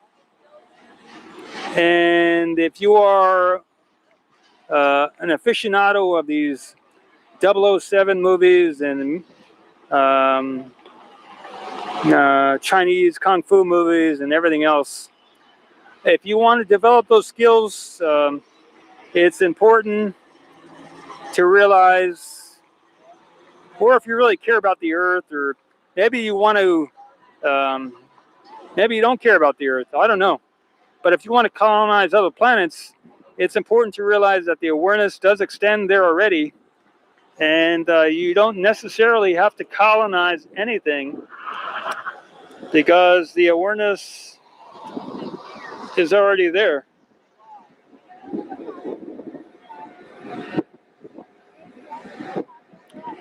The sky is the limit, everybody. The sky is the limit. And because the awareness is everywhere, you don't have to put the awareness there because it's already there. So the real barrier is the operating system that you're using, the information that you're dealing with, your ability to focus your attention and to redirect your attention. Because the more you can specifically put your awareness at a certain location, then your ability to sense what's going on there will be functional.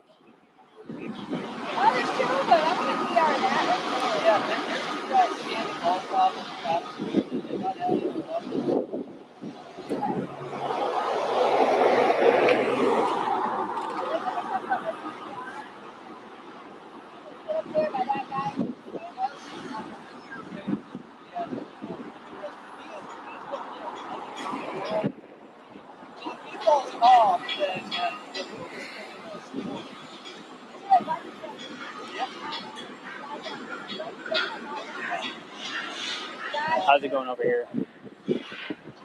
Let's see. I think there might be weights over there.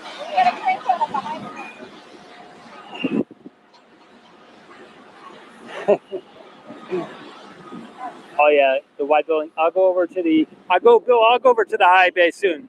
Thanks.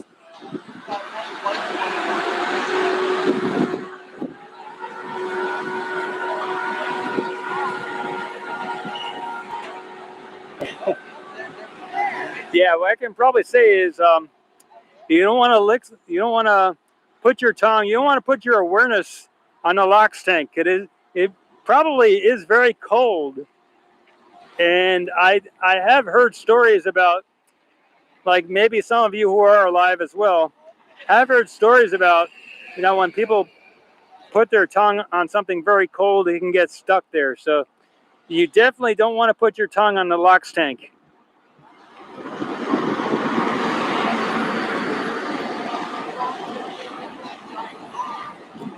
Looks like today they're doing a lot of counterweights here for the new SpaceX Crane.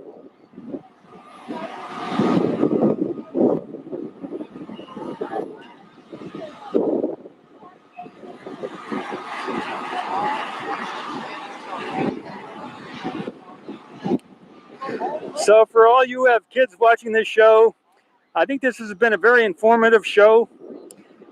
If all of you are older and you're still enjoying the show, I salute you and commend you for having a superior intelligence and for your choice of excellent commentary.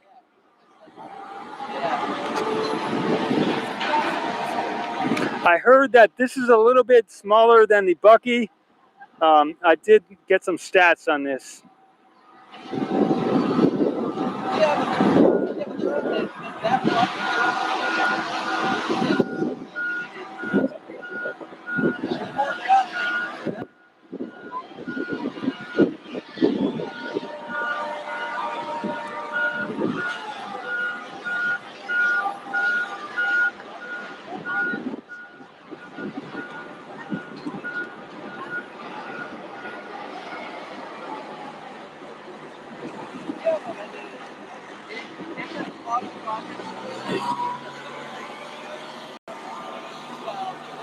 I think I'll do another like 5 minutes here.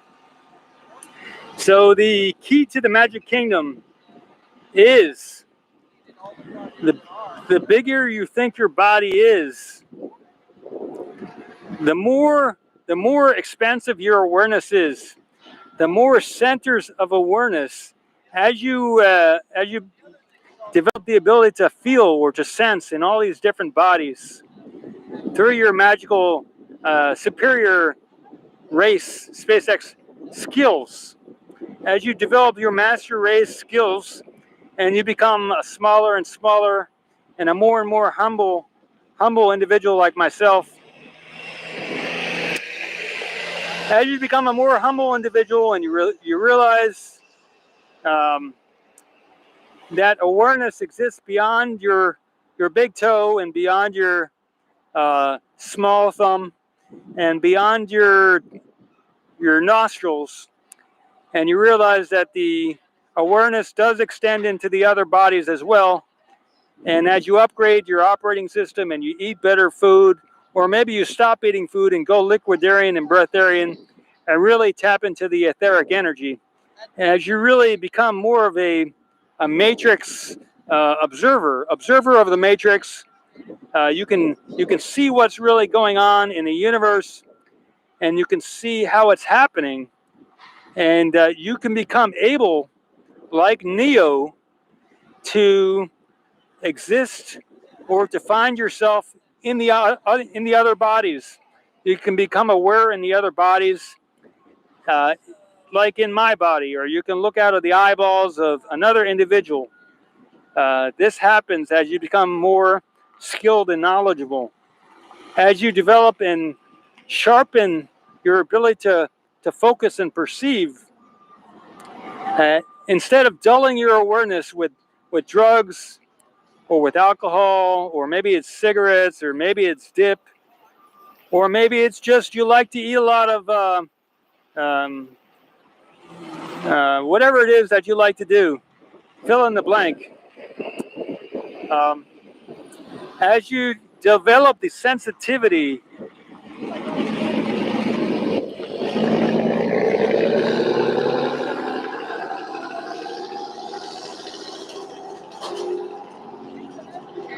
like any good camera, as long as you have unexposed film, you can get new images. Or if you have a digital camera like mine, you can format the hard drive, or you can format the SD card and get some new images. So if you clear out the sand in your brain and you perceive once more, and you clean the lens on your camera, and you sharpen the focus, or put it in focus. I don't know if my camera's in focus right now or not. I do apologize for that. Let me check the camera image here. Yeah, it's pretty much in focus. Thanks. There's a lot of dust out here. I gotta clean out the sand from the dust here on the LCD screen. So as you do that yourself, you can notice that your awareness, some call them dreams, but as you become more capable in your dreams and less handicapped, as you become less handicapped in your dreams and become more the center of focus, as you become more selfish in your dreams, then you become more capable and more skilled, and you can notice more things. And as you notice, you can develop the skills to just, you can develop a lot of skills that I'm not sure I have enough time here today to talk about. Okay, but so as you develop these skills, you will notice that your center of awareness can exist in these other bodies, because the mind can overlap with other minds.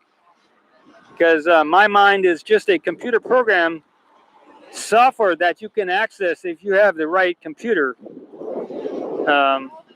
So just like my mind, my computer can be accessed remotely if I have the right stuff, so other bodies can be accessed remotely. And like a lot of people talk about, like existing, or like a Native Americans will talk about, I went on a spirit quest and I was in the animal, I was in the tiger, I was in the deer. I could feel the heart beating of the deer or the tiger or the bull. Whatever it was that you were on your vision quest, you were able to experience, you notice that your center of awareness could exist outside of your body and even in these other bodies. And certain people are correct in that this is a form of possession. It can be a form of possession, but just like you're eating food, you are in a sense possessing the food. But the only reason that you can sense the food is because the awareness does exist in that food as well. So when you really get down to it, you may find that the awareness can exist in many places. And the more places, the more centers of awareness that you can have, the more life that you can have. I'll say that again. The more centers of awareness that you have, the only way that there can be awareness in more than one location is if the awareness bridges or expands to both locations. So the more centers of awareness that you have, the more life that you can have, and the less of a personality, fixed identity that you have, the more you can realize that your center of awareness does extend to other bodies. And the more life that you have, the more centers of awareness you have, the larger your body is, the longer you exist, the more you exist, the more experiences you can have.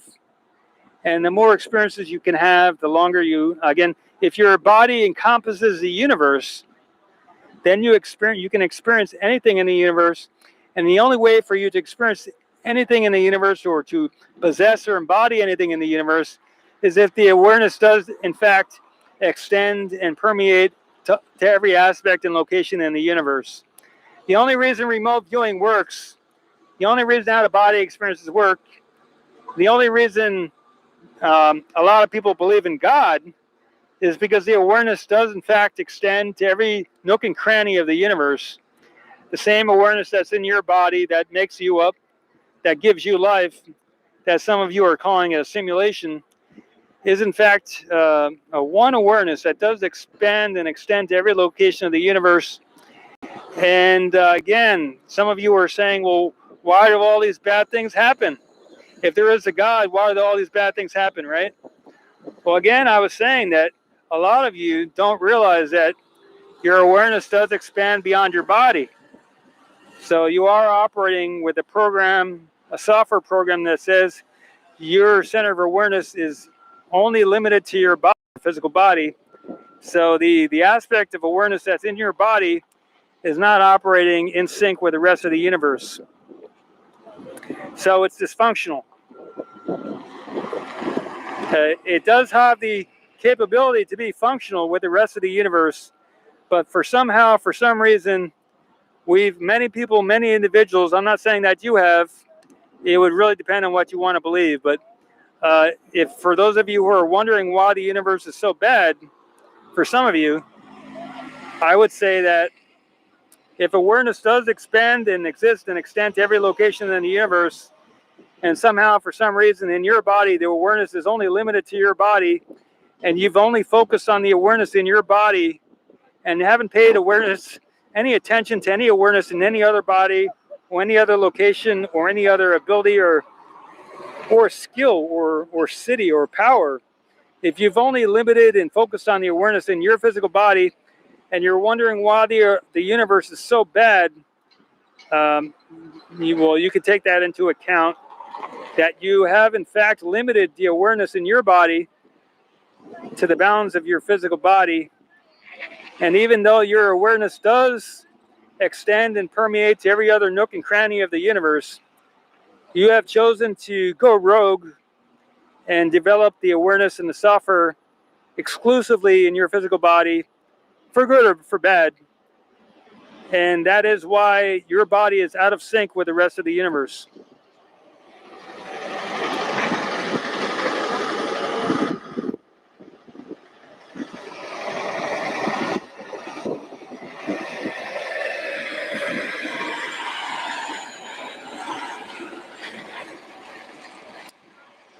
So in meditation, they talk about becoming one with everything, right? There's a joke about the Dalai Lama goes into a hot dog stand and says, "Hey, what would you like on your hot dog?" The Dalai Lama says, "I would like one with everything," right? So that is an illusion, or that is it alluding to the fact of the knowledge that the awareness is everywhere, and the Dalai Lama would like his personality, or whatever individual says it, I would like one with everything. I would like my awareness, my perception of my awareness to be one with everything, because the less walls I have to the universe around me, the more I can perceive, the more my center of awareness is everywhere, the longer I will live and the fuller the life I will have. So I would like to be one with everything. And eventually they talk about samadhi or realization, when you know for a fact whether or not that is a capability for you. That is one of the goals of a lot of meditators and spiritual traditions around the world. I know for a fact that a lot of people would like to meet Jesus. A lot of people would like to meet Buddha.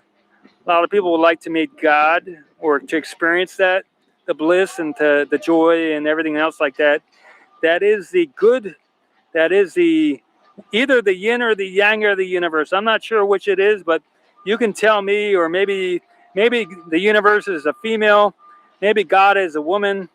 or maybe God is a man. I'm not sure. Maybe a God is both, or maybe a God is just the awareness that exists everywhere without any personality, so that it can be perceived everywhere and can sense.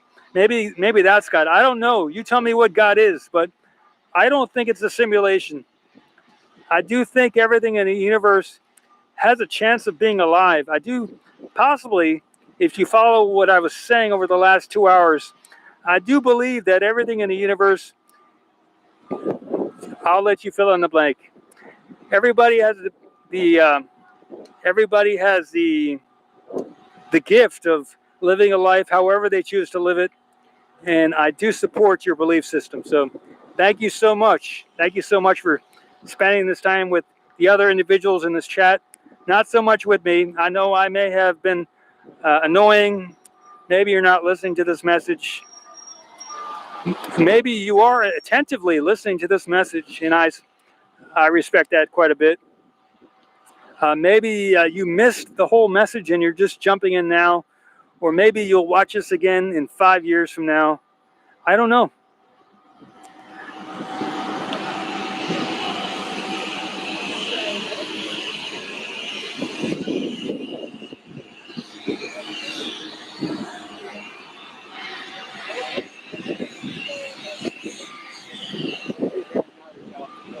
Hey, everybody.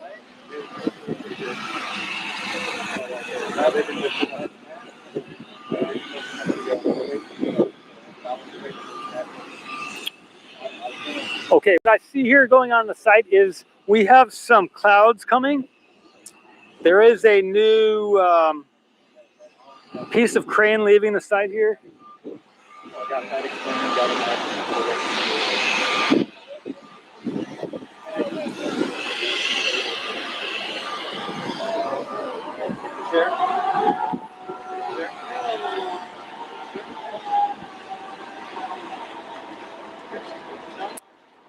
Okay, so if we count these by 10, you can see it on this screen here. There's a boom leaving the site here. On this camera, we're looking at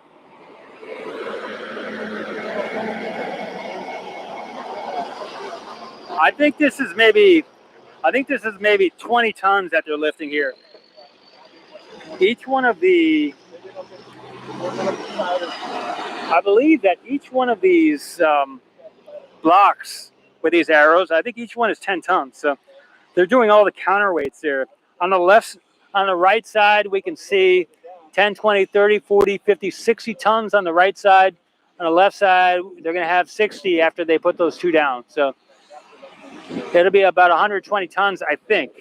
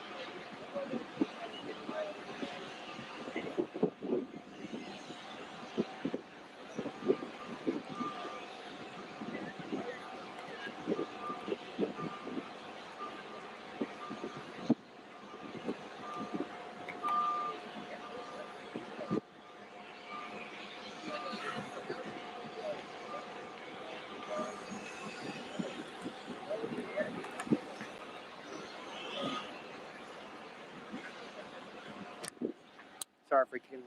So the purpose of life is not to dissolve into the nothingness. The purpose of life is to live, right? We want to live. So this type of knowledge, this type of philosophy is beneficial. Like if you want to build a building, right? You want to look at the earth. You want to see how solid the ground is where you want to build the building. If you're next to the beach, it could be really sandy. So you got to watch out. You don't want to build your building on sand, right? So this type of information or thinking can help you figure out what kind of foundation you want to have so that you can live your life, right?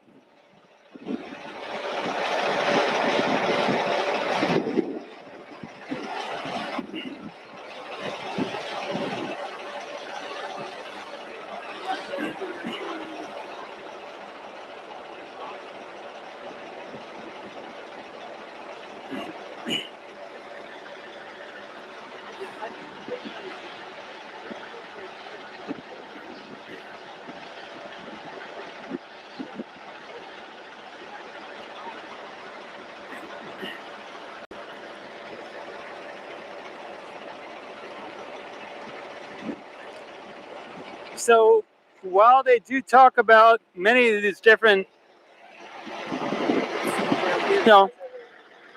life is about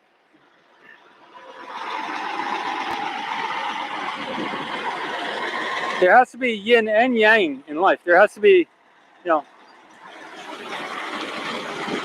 anyway, that's for you to develop your own philosophy, but there has to be some joy to life as well. So, the play, a lot of,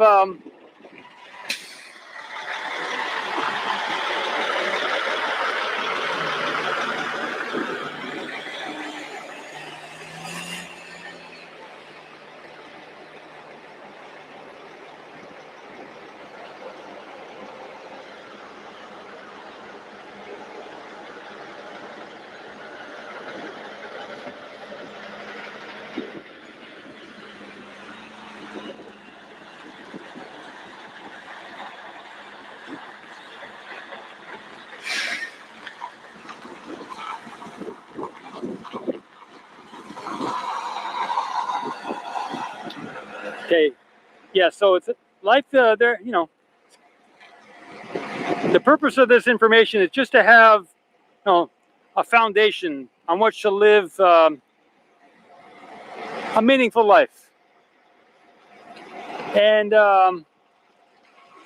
you can see up there, there's a lot of clouds in the sky. The sky has gotten a lot more cloudy here. I don't know if we're going to get some rain. I think they were calling for rain for tomorrow. So there was a road closure, but tomorrow's road closure was canceled. I think due to the weather. So we are seeing some cloudiness here. There's a lot of pieces here for the crane. You can see already. And the next road closures are Monday, Tuesday, Wednesday for next week is what we're looking at. So.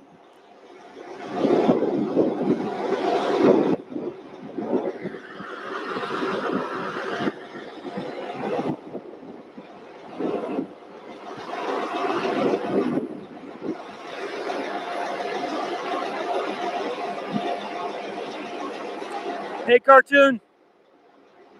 Hey, Kent.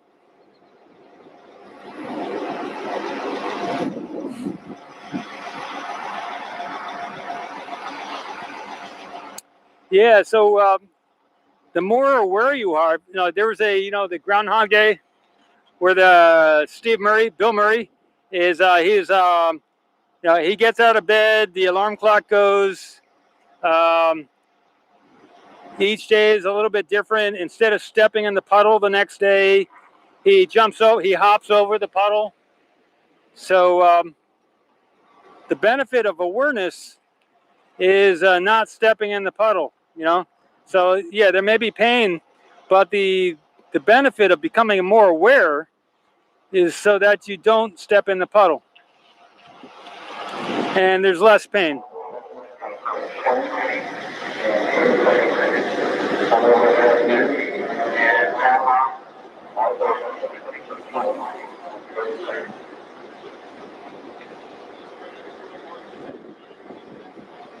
getting a little rain here right now too.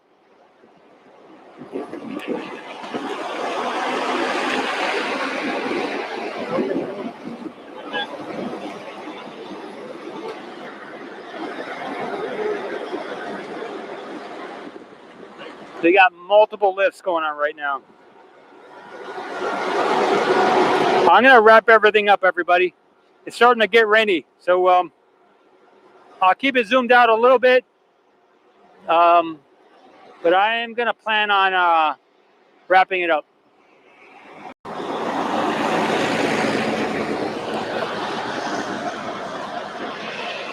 They're doing some venting over that at Starship 20 as well.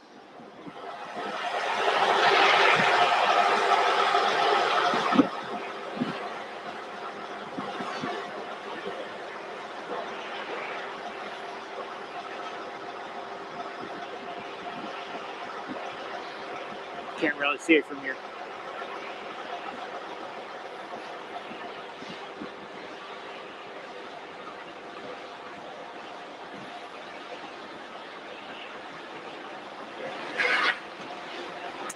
Yeah, it's focusing on that kind of camera there.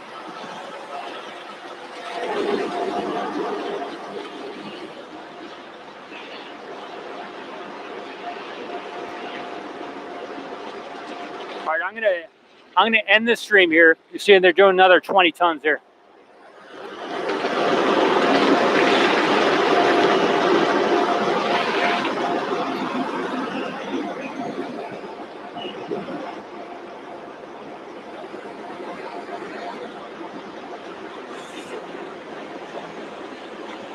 See you later, everybody. Have a good day.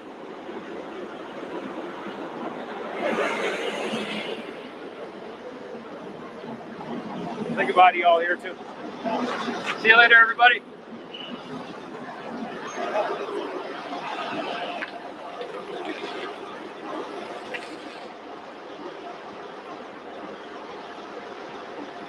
Over and out. See you tomorrow, maybe. Later, everybody. Or maybe at the other location at the high bed. See you soon. Thank you.